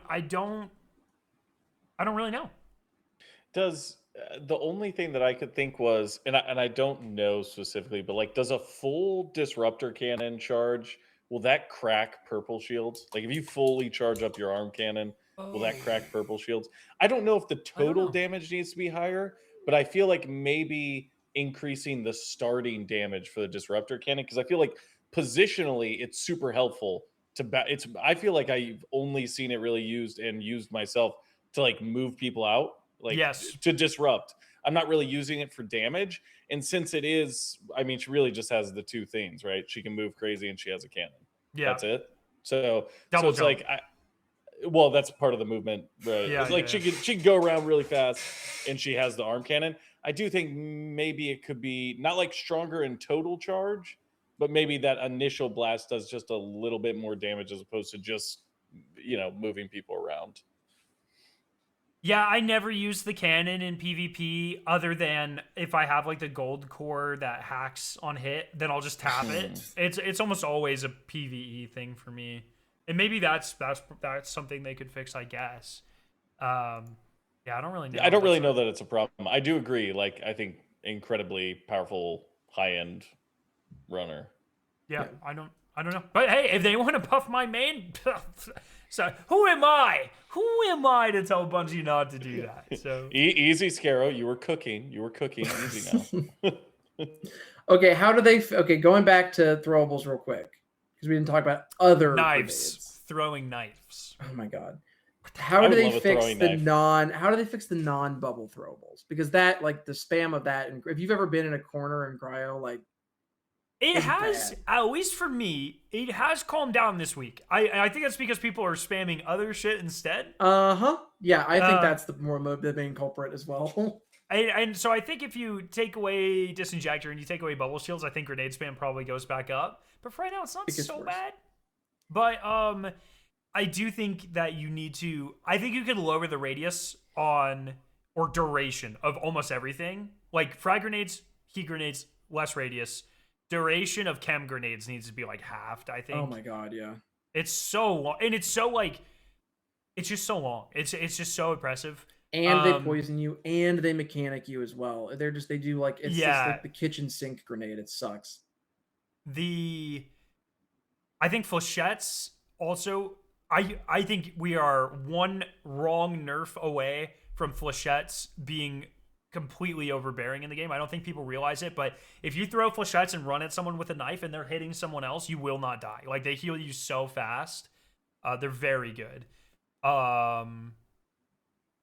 Yeah, I don't know. Throwables are so hard because they're another one of these equalizers, but they very, very quickly turn into just like 3 nerd necks that know how to jump above you, fucking raining fireballs on your head, and then it's just over. Or it's like, it's just over. So I don't. What if you didn't let them stack anymore? No more X2s. Pretty small. Yeah, no more X2s. But that halves the amount that people can carry. Yeah, that means you have to really commit. If you're gonna go grenade stack, and you got to really commit. I think maybe you let claymores stack. Yeah, claymores are 3. I think currently. Claymores are 3. I think maybe let claymore stack to 2, and then you don't let any other grenade stack. If you want to throw a grenade, you got to commit the space for it. Claymores. If you want to bring 20 in grenades to cryo, you should use like that's going to take all 40 of your slots. Whereas right now you can fill up your bag with like 40 grenades and throwables, and you're just like, yeah, I don't mind this idea. The whole time. I think the only time claymores suck are in the drone strikes. Like they need to take care of that shit. Like putting on thief drones. Oh yeah, that shit sucks. But you want that removed? You think take that out? Yeah, I don't like it either. I don't like it either. I think that's one of those things where it's like it's cool. It's cool, so you gotta fucking leave it, bro. It's too powerful for too little downside. But you just shoot it. I very rarely actually get taken out by it though. That is easy if you know the team is there. If you don't know the team is there and you just hear a thief drone and then it fucking rounds the corner, it's like, especially on a map like with cryo with like no line of sights, it's too powerful. I guess I have not got hit by it in cryo. I only ever see it in like dire marsh or perimeter, honestly. Yeah, I very rarely encounter inside. It's kind of brutal. It's pretty bad. It's like funny. Like it's great. It's objectively fucking hilarious. Even like when we get killed with it, it's like, did they just really fucking do that? But it's fine. It just needs to be changed. It's a little too much. I think something that will make for really good fun. Like history of marathon video. Like, remember when you could do this stupid shit like back in the day video, like 5 years from now that Evan F is probably gonna make. But like that right now, it's just like it sucks Yeah. whatever happens to you. It's just a bad feeling. But Yeah, I don't mind the grenade change that you suggested. Less stacks or fewer in it a could stack. help. I think mean, that's let, easy. let people commit to it. Yeah. And Let me commit that's an to it. easy one. Like if it ends up being too much, it's an easy one to revert. Totally. Yeah. I'm interested. Kind of like my suggestion of like, what if we did one fewer team on cryo for a weekend? I would be interested in like, what if we didn't let grenade stack like for a patch and Yeah. see what happens. They You know, the clearly start of have season some 2. level of quick flexibility with this stuff. So Yeah. Because Okay. I mean, one thing. I mean, does Dealer say anything about shotguns in there also, In that tweet, I don't think he did. or is it just snipers? 'Cause, mentioning snipers and not Just shotguns is snipers. interesting. That is really weird. They need to. Shotguns are hard because they're another one of these equalizers, but it's also like, I think something needs to be done about stack overflow on Waster. Getting 3 or 4 shots on it is ridiculous. It's bad. Yeah, I don't think the gets, Waster should ever be able to have more than 2 shots. Yeah, and even with 2, I don't think the Waster nerfs are quite enough. But it's hard because it's like, once again, the Waster nerfs allow rooks to do something, and if rooks aren't dangerous, then it's like there's so many little balancing things. I'm not jealous of whoever's job it is to decide all of this because it's hard. It's impossible. I have a suggestion again, but like I saw someone say that they thought that the placement of the Mizraya and the Waster should flip, and I agree with that to an extent. Which is to say that like I think they need to rebalance both guns, and they need to make the Mizraya one that is a lot more accessible and like easy to find and less rare. The one like the pump shotgun that shoots faster, and you need to be less accurate with it because it's less punishing, but make it do way less damage than it does, but still be a viable up close option. And then make the Waster, which is a very high skill, like close range weapon that you have to be accurate with your shots or you fuck up completely. Make that more rare. And so when you use it, there's still like there's a cost. You're like, I have to be confident with this Waster. I have to be able to get close, and I have to be able to make sure both my shots hit, and then I'm rewarded with big damage. And then you make the Mizraya like a more of a training shotgun where you're using it where everyone can get it easily, buy it from Arachne or whatever if you want to run a shotgun. But it's, you have to really work and get a lot of mods on there to make it like a super big killing machine. Like, you have to have the gold mod that makes it full fucking auto, which is crazy. Like, I think that would do a lot to make shotguns at least a little bit better, where the shotgun that you're running into the most frequently is the Mizraya, and it does way less damage, to be clear. Like, you'd have to rebalance them, obviously, because right now the Mizraya like does less damage than the Waster technically, but can fire, but is so much more reliable, and like it does not do enough less damage for how much more reliable it is. It's still crazy stupid. I mean, like, yeah, you look at like Drewski's Vault, he's got like 50 of them, like for a reason. Like but I think if you were to swap those around a little bit with the identity, I'm sorry, I don't remember who the tweet that I saw make the suggestion of doing that. I think that would probably help at least to some degree. And also I think it would feel like less shitty. I don't really like the Waster because I don't like shotgunning very much, but I feel like I would shotgun. I like using the Mizraya because I don't shotgun as much. Because I don't use shotguns very much. It's less punishing to use, and that's kind of the way the long shot and the outlook. Is that no? What's the Outland second? What? Outland. Did I get that right? Outland. God damn it. The way the Outland, yeah, perhaps right. But that's the way the long shot and the Outland work, right?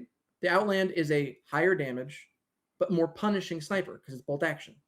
So it does more damage, but you have to be more accurate. Whereas the long shot does less damage, but you can spam it. So if you miss your shot, you can shoot again very quickly. Yeah. Do the same thing with the Waster and the Mizraya, where it rewards high accuracy, high aggressive play with a much more damage, but is rare. I think that would go a long way to help with the situation. And I also just think it would be more fun because it would let people have more like shotgun time if they want to use them. it's weird how on some of these, because the other part of the conversation we want to have is like how fast Bungie has been at addressing some of these things. And it's Yes. weird because it feels like for some of it, it's like, especially coming from Destiny, like really oddly fast. And then for some things, it feels really oddly slow. And I think shotguns are like, they already did some tuning, but then like they've been kind of quiet on it since. And the other one is the Biotoxic Disinjector has also been like really slow. Really slow. Really slow. And especially like, I don't care if it takes them a little bit longer to make the changes, but like acknowledge it, you know? And their first time acknowledging it was today. And they're Today, already making Friday, changes. when we're recording this. Yeah, sorry. Yes. Friday they tweeted at 8:39 p.m. Eastern on April 3rd. Bio Disinjector is strong, too strong. Tonight, starting at 6 PT, we're doing a change on live to take it down a notch, nerfing its damage. Essentially, Biotoxic Disinjector will now deal 35% less damage across the board. Thanks for all the feedback. We'll keep chipping away at our long list of future changes. So it's weird because like thermals were changed like that so fast. Another really great example, Outpost, Broken Wing, changed immediately, and a pretty awesome fix already reinstated into the game. And with it, because now it's harder to get into Drone Wing, they increase all the loot on Outpost as well, which has made it not quite brought it up to parity with Cryo, but it's still a good fallback option, I think. But yeah, then you have things like bubble shields. Took them a really long time to acknowledge, and it's like it's weird. And it's hard because it's like I'm just thankful we're getting any sort of quick comms at all, especially coming from Destiny, and I don't want to be like, "Well, fix the thing I'm specifically mad about." You know what I mean? But also, it is interesting how. And maybe it's just like they're way faster at addressing the things that affect more. And like maybe Biotoxic, almost certainly Biotoxic Disinjector and Bubbles and stuff, they more affect like high echelon skill bracket things. And so I just happen to be in that skill bracket. Or I don't want to, that fucking sounded awful, but you know what I mean? Like, Come on, you were cooking earlier. Don't lose them. Sorry, I'm just running into these Another issues column coming back to me now. But you know what I mean? So maybe like, because I've seen tweets today, I think Forcer was like, are people really having a problem with the Biotoxic Disinjector? I've been running Cryo all day and I haven't seen one. And it's like, bro. Oh, it might have been Forcer who suggested the shotgun change. Thank you for that. Oh, well, there you go. No, you're good. And it's just like, I want that matchmaking. Like, I keep running into this stuff. So I don't know. Yeah. It's hard. I'm glad they're addressing anything at all. But it is interesting what seems to take longer to sort of get the feedback on.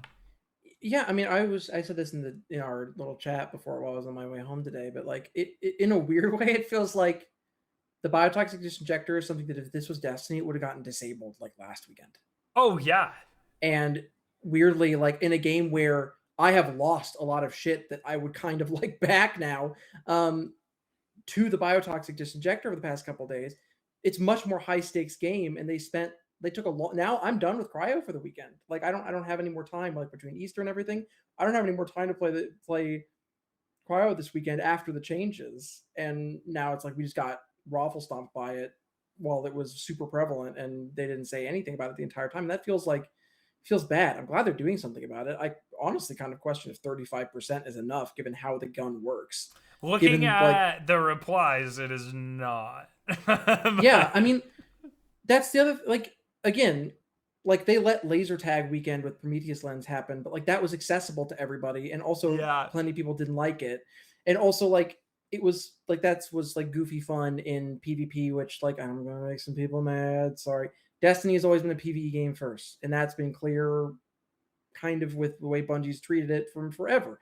So to like let this like ride with a game that is specifically PvP and is kind of like and going with like 35%, something like pretty conservative, when it's a gun that's entire identity is like, hey, you're already good enough to have the compiler on farm. Isn't that awesome for you? Why don't you now have a gun that you don't have to aim? Is ridiculous and like an absolutely wild move that I kind of don't. Again, I try to understand. I try to come to like decisions from like, okay, there's a reason for why they do everything, and I understand why they don't want to just immediately nerf the cool thing that people worked hard for into the ground before people have a chance to play with it. I get that, but also like, I really respect the hell out of someone like people who are able to get it, like a bunch of streamers like Drewski and Fallout and a bunch of other people made like videos and things on it, like Mtash talking about like this thing, I guess, talking about how this thing like sucks, how it's super unfair, and how like Yeah. it's unacceptable. I think is the word Drewski used. I really appreciate being like, it's crazy that this thing is the way that it is in this game that works like it does. Like how did that happen? And yeah, if the replies are saying, hey, this wasn't enough, that's not surprising to me. I just think, I don't know, I kind of think the gun would just be more interesting if it didn't have the secondary fire to it at all. Like, why are you giving people a gun they don't have to aim when they can already kill the compiler? Well, it's actually crazy because that's actually the primary fire. The secondary fire, like that's the left Wait, click. really? Yeah. The grenade is the left click? It's the left click. The right click What is the the laser, fuck? and it sucks ass. It is so bad. Right, It so just feels like backwards. make it the laser gun. Yeah, Why isn't it every just a person. trace rifle? I don't know. Every person I've talked to, like when they use it the first time, they're like, "Wait, is it bro? That's weird." Because it feels backwards. Everyone expects the That trace feels rifle to be backwards. the primary. Yeah, That's crazy. yeah. That's worse. What the fuck? Like, oh man, that's so weird. Yeah. I don't know. I kind of just don't understand the everything about the biotoxic. I disinjector. like that they gave it the 2 compiler attacks. I think that's cool. Yeah, that's super cool. They should be good for different things. And you should have to use both for certain scenarios. Like maybe the laser's really good at stripping shields, and then the grenades are really good at health or whatever, or bots and humans or anything like that. Yeah.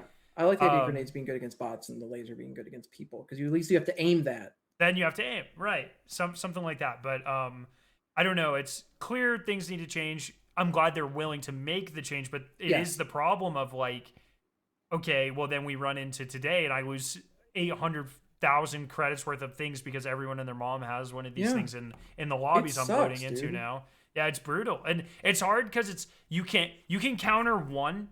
It's like the best way to counter them is bubbles and be very aggressive.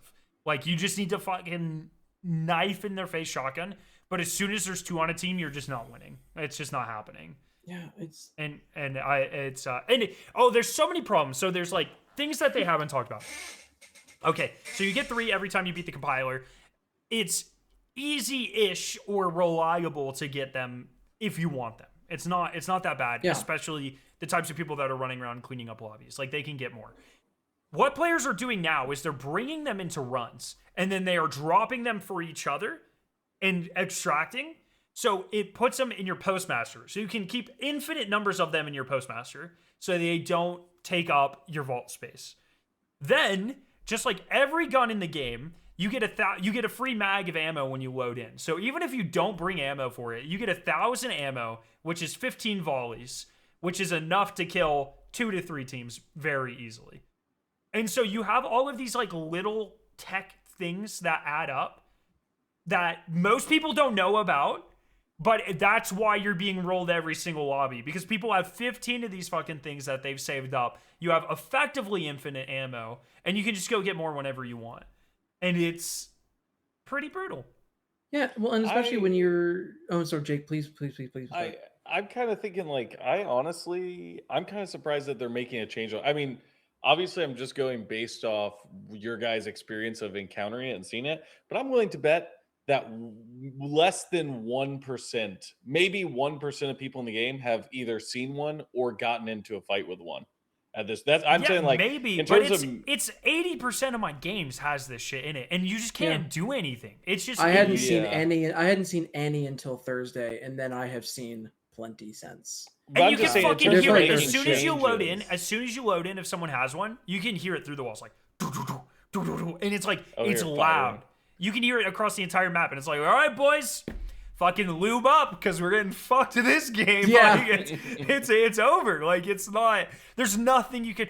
Like I said, you can get aggressive, and you can probably take out one. But the moment they have 2 on a team, especially like if they're semi-competent, you are not winning that engagement. I don't care who the fuck you are. We had a match, the first match I ever encountered one. We had a match where we got killed by two of them killed us. It was a TTV. And so like, if you kill me with a TTV, I'm throwing your stream on. Like, I'm curious to see what you're saying That's about the the game. goal. That's the goal. I know. And but then they're always like, oh, I wonder if they're stream sniping us because they took our shit and went and hit it in the corner. And it's like, you have a TTV in your name. You can't do that. You can't do that and get mad about it. Sorry, you're advertising yourself. And I took the advertisement. Anyway. That's kind of a good point. But then I wasn't watching them to like gank them because I'm not a piece of shit. But we were hiding in a corner, and we were hiding. We ended up getting back up because my friend went and hid.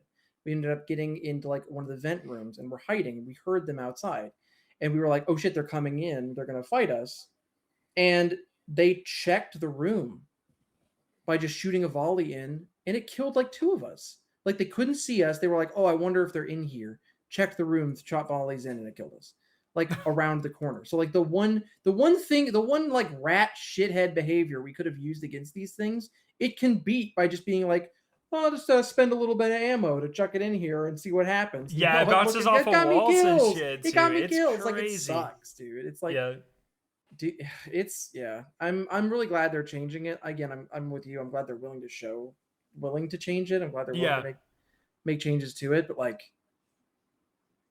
I don't know. I don't know. It is absolutely a first world marathon problem, first class marathon problem, whatever the fuck you want to call it.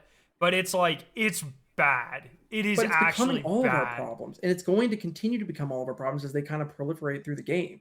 Yeah, like, because they use the same trace system as everything else. So they should have 2 traces max. Yeah, like, so you should be able to take it for someone and use it, and then if someone takes it from you, credits. Period. Like, it should have 2.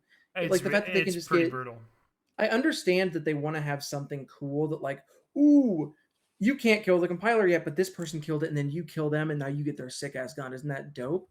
But when the gun is impossible to kill the person with that has it, it doesn't feel good. It just feels like shit. It just feels like you're going in and, like you said, oh, our thief drone saw someone that has something red on them. We're fucked. Don't engage. We straight up, we thief drone saw a red person. We straight up hid at the top of, like, between index and cargo until final exfil.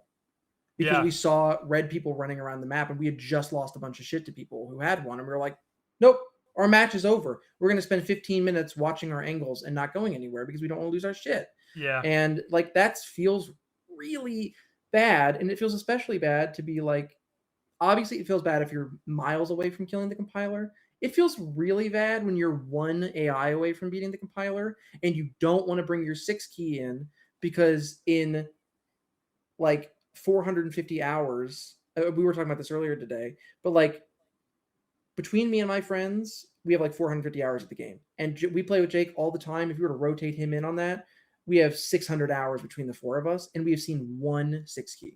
Yeah. And so when you're in my position where you have 1 6 key and you don't want to use it because you don't want to lose it to someone using the fucking Biotoxic Disinjector, so you're like so close to being able to use it yourself and being able to have that as ammunition against someone who else is using it, it feels fucking bad, dude. Like, that feeling, the place that I'm at right now feels rotten. Yeah. You just have to go in with gray kits. Eventually no, dude, get lucky and I need to get myself a Drewski carry. What? That worked for you. It can work for me. Kill someone using it, grab the red gun, exfil with it, and then use that to get your Vault 6 done. Yeah. Easy. Yeah, you're right. I'll rat someone else who has it, and then we'll just do what other people do and killing the entire lobby within 5 minutes in cryo. And then legitimately, because I was talking, because Drew and I were gonna start talking about doing like compilers or Vault 6s with people, but like this week, if the matchmaking works like it does with if you play with someone in Australia, it doesn't matter who the host is, half your games will be on Australian servers, and you can tell because there's a red circle in your corner of your screen and it's constantly going.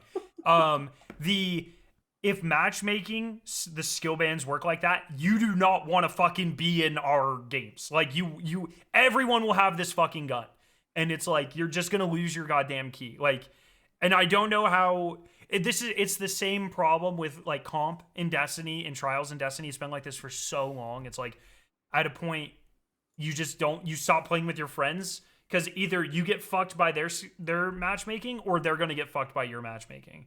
And it's like, it's such an unfortunate, I don't know, man. I don't know.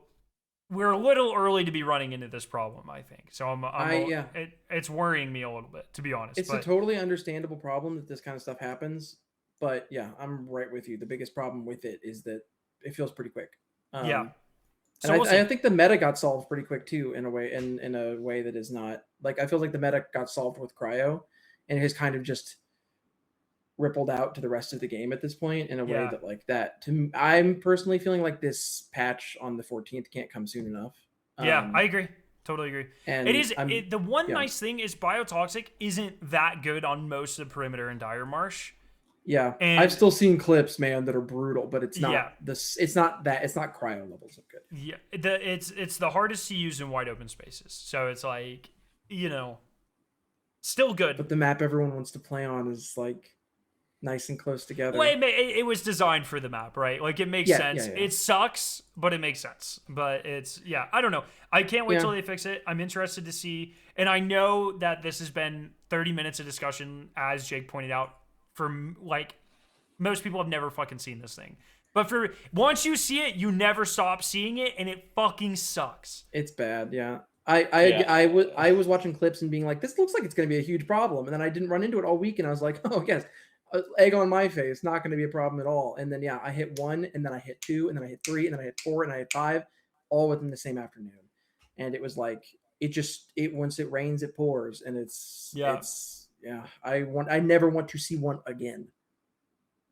Well, Jake, I got please, bad you were news. going to say something. No, yeah, I was just saying, I don't think that it's not a problem. I was just meaning like in terms of them actually making a change to it. I just don't think they had enough data to like, because now like they're talking about the 35%, they're kind of just winging it, right? Like they're kind of just going like, Sure. What do we think? Because they just don't have enough information about how these fights are actually playing out. Or so yeah, I don't. They're kind of in a weird spot because it is going to impact a certain group of people's game a lot, but also I don't know that they have the information necessary to actually make a change that's in line with whatever the real problem is going to be once it's more widely being used. It is interesting because like all this stuff that ended up being pain points for the game, it all showed with cryo, like you said, which is by far the least play tested part of the game, right? Yeah. And so it's like, playtesting works. There's a reason Dire Marsh and Perimeter and Outpost feel like such fucking smooth experiences.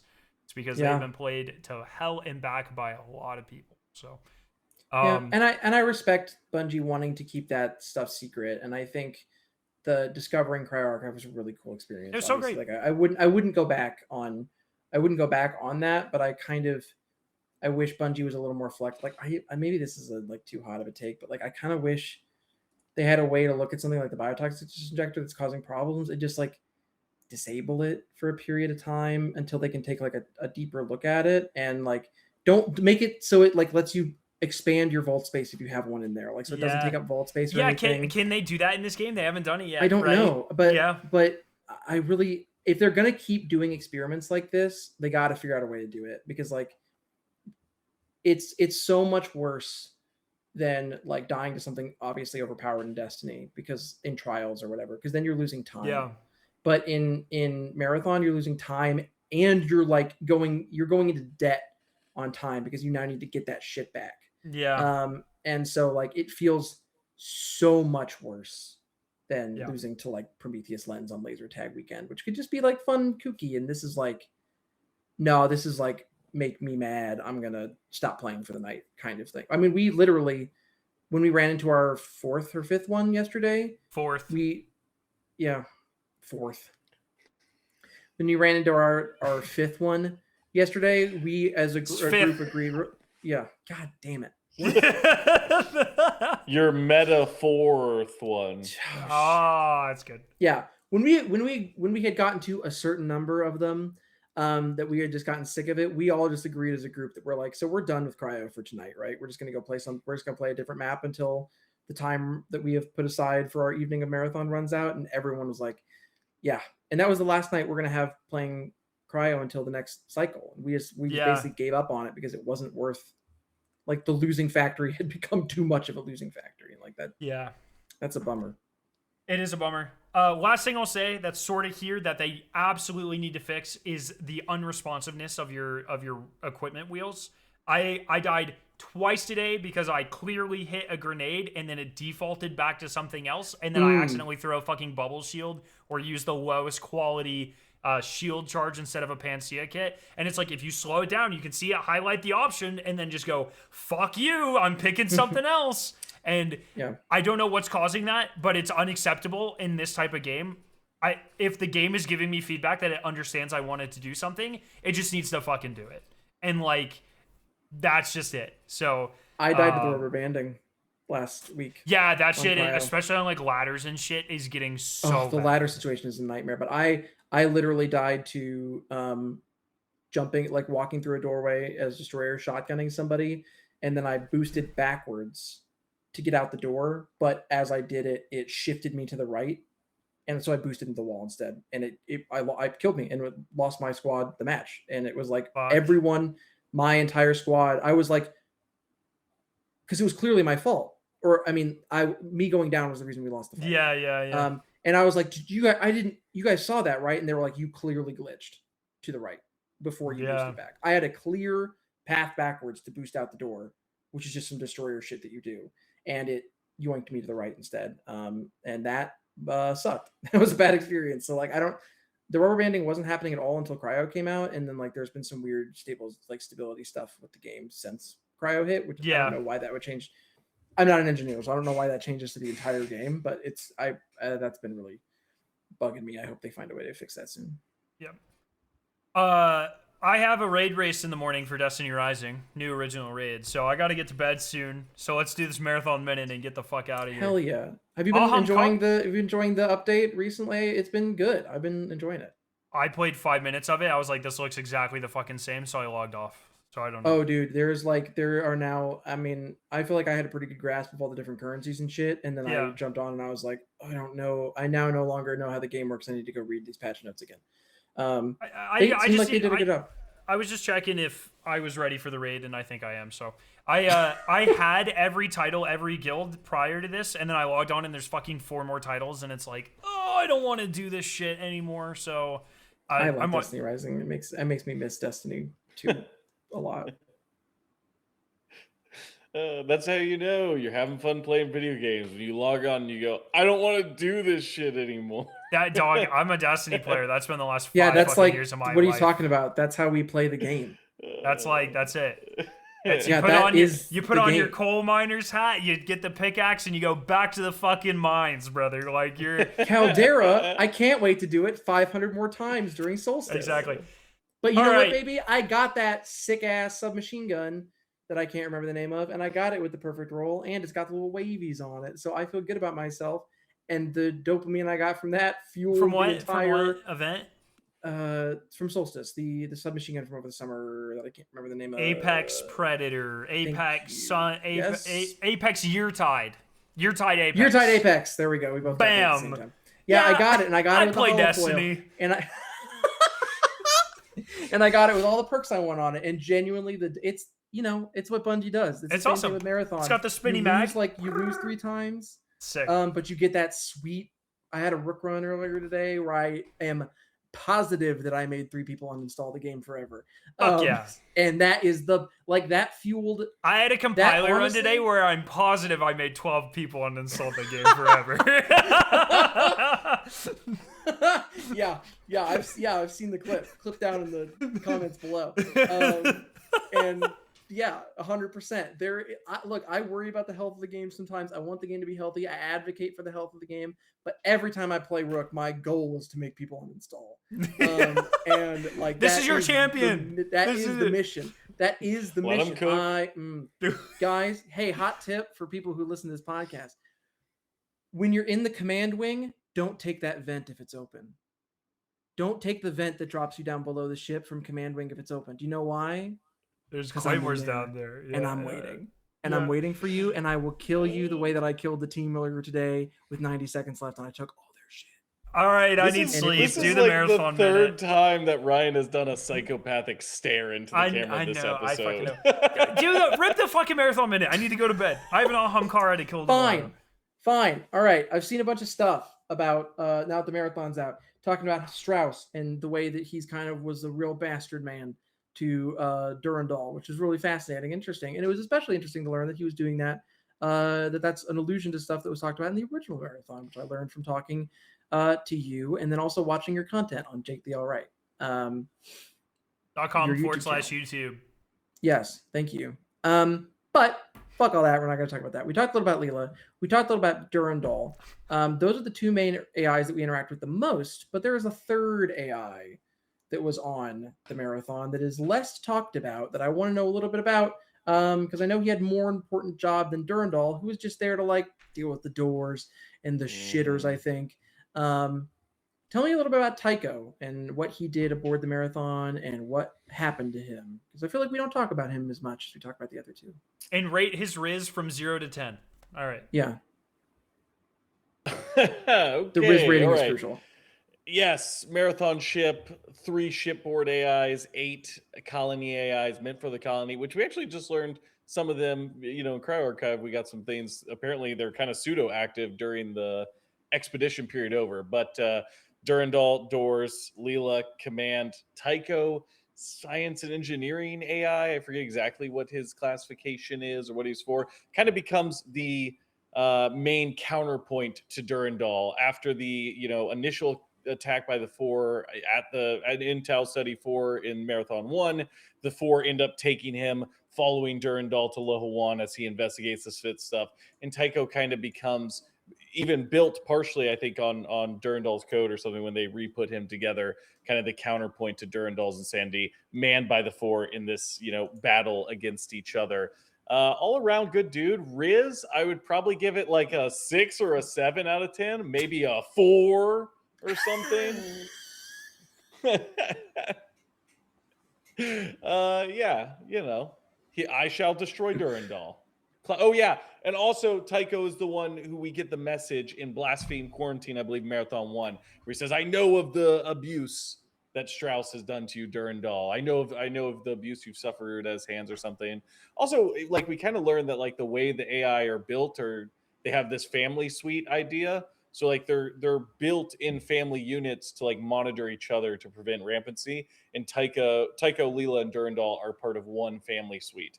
So they literally were designed, with the intention of operating together to kind of fill in the gaps for each other and make sure they didn't go rampant. Obviously didn't work very well. So They're like triplets. yes, beautiful triplets, but also maybe there's like a little bit of sexual tension. They're like hive Interesting. triplets. They're like Oryx and Savathun and Shivu. It's all destiny, baby, all the way down.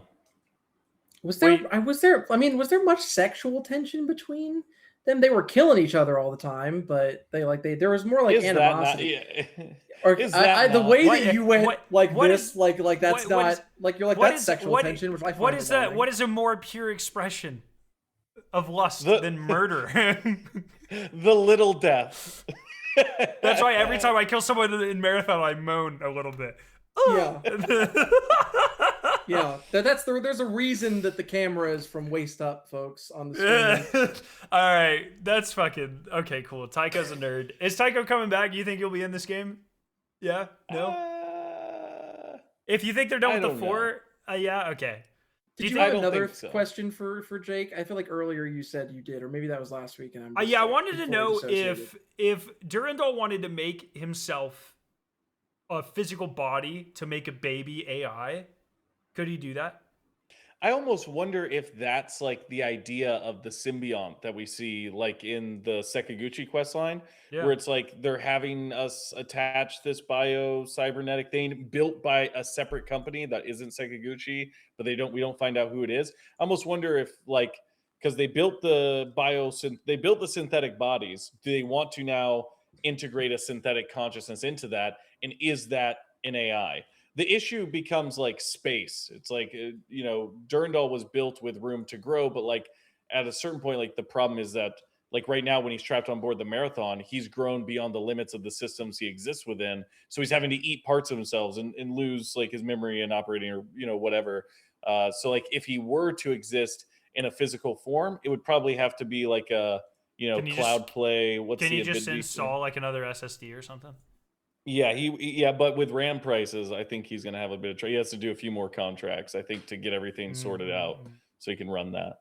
But yeah, I imagine it'd be a space thing. But I think the idea of like, I think it'd be really cool, and people have been like talking about this for a long time, like the idea of one of these AIs like taking over a runner shell as something that might happen later on. Yeah, that'd Because be why sick. not? Why wouldn't they be able to operate? I mean, obviously, like the neural interface is probably tuned towards like a human consciousness, but surely there's some sort of way they could integrate into those systems and control it like a drone, maybe from a distance or something. That'd be But cool. yeah, Yeah. Oh, Do you go? please. No, please, No, please, no, please. no. I'm going to go to a different subject. Oh, Do I we? was just I gonna. mean, kind of adjacent subject at least. I just want to shadow the Water Temple Shadow Link fight, but it's us and like Durandal and a copy man. of us. That'd be sick. Do we? Is there a stated reason why Durandal is Daddy's favorite? Like, does he? Is there any kind of like stated reason? He was intentionally designed for Bernard Strauss to like he was given more space, like he has more room to grow. That's why he was given the lower level tasks on board the Marathon.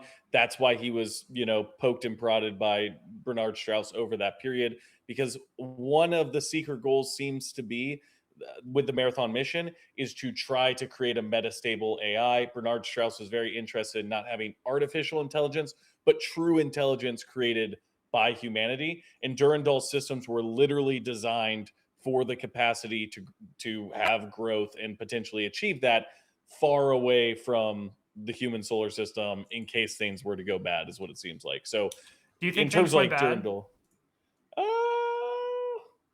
I mean, shit doesn't seem very chill for the regular people who were there, but I guess it's all perspective. Stuff literally does seem very chill for the regular people that are there. Like, okay, oh you're just walking around Dire Marsh hearing screams of the undead, and you're just all going, the regular people that are left, very chill. They're in cryostasis. It wasn't a MetaPhfor. It was like direct. It was in gold. Arachne supporter Skarrow strikes again. How many people do you think have died aboard the Marathon because they're in cryostasis and all these bullets are just fucking flying around hitting these body bags? I think like a lot of them. A lot, dude. Like, a lot of them. Oh, I think they're already dead before we get there, is the impression that I get from... no, all the systems clearly still work. No, yeah, I do not think it does. You have to go in and out of sleep and wake cycles, or else your tissue gets all fucked up. Yeah, if you I want a moment where the body, we are like, oh, the humans, and the bags open and then they're fucking aliens. I think that would be so cool. Man, there are 4 in cryosleep. Cool. Yes, that'd be so sick. Wild. They were there the whole time. Dude, that's what I was saying, and you guys all made fun of me. That wouldn't it be cool if when you kill the compiler, it unleashes a bunch of frozen four? To be fair, I didn't make fun of you. I just said, yeah, but that's not happening. Yeah, but it would be cool if it did. We could have at least done an event or something. Anyway, if you want to listen to a cool, I'll give a lore recommendation, other than Jake the Alright's channel, which you should check out. If you want some sick-ass Ben Starr Durandal voice lines, go check out the personal log Pike use from Cryo, where he is kind of fucking with multiple generations of Pikes as they it starts with the original, and then as his children and grandchildren who are Bob's, and Durandal introduces himself to them as mid-adults, and then for one of them as children, and it's like very haunting, very, very, very good voice recordings from Ben Starr come on the podcast, and it's awesome. It's so good. Wait a second. Okay. Yes. We know you're listening. Yeah. I know I've tweeted at Ben Starr once about it as a joke, but Ben Starr come on the podcast. Do you think he's fucking with him? I promise all of our episodes aren't 2 hours long, just the last 3 for some reason. Hey, no, the good one was 50 minutes long. Yeah, that's true. Okay, fair enough. Okay. I like that I said the good one and you immediately knew what I was talking about. I know you're talking about. It's fine. Have more confidence in yourself. You do a great job on the edit. All right. We were talking. I think I'm going to let Jake edit every 10. I am tired. So let's wrap this shit up, boys. I need to go to... I've got a raid in 10 hours. I still got to shower. Got to feed the cat. 10 hours? Oh, man. 10 hours, I know. I got more cryo to run. Are you gonna go Probably back to not. the Lose Everything Factory after we're done talking? Probably not. I'm kind of burnt from today. Anyways, fucking. I just sent everyone in our chat a clip of the biotoxic disinjector not being particularly nerfed. So I think maybe you want to hold off of it another minute. Let me watch so you can watch it. It's a little bit bugged. It's a clip that I saw of somebody. Oh, of this somebody is using so. the This fast is fire tech. rate bug.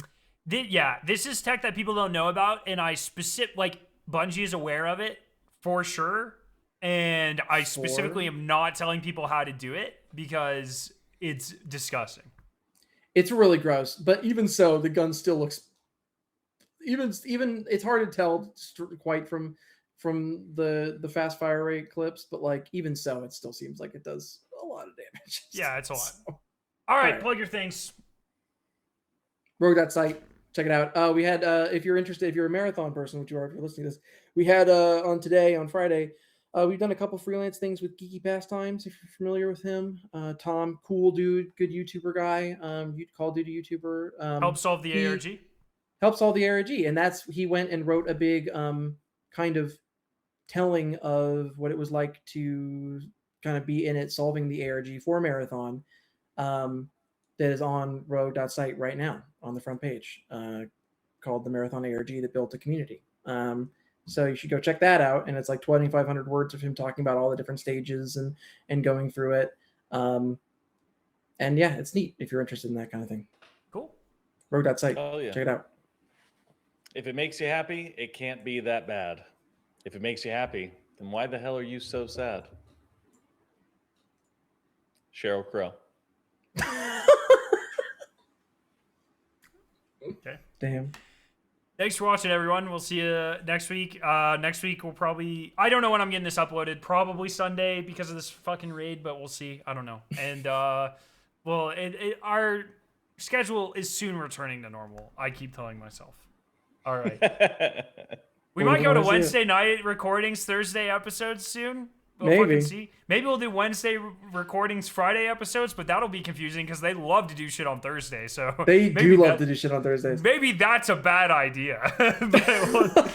Let's make sure the podcast is out of date the second it comes out. I think that's like the best thing we could possibly do. That's exactly right. That's exactly right.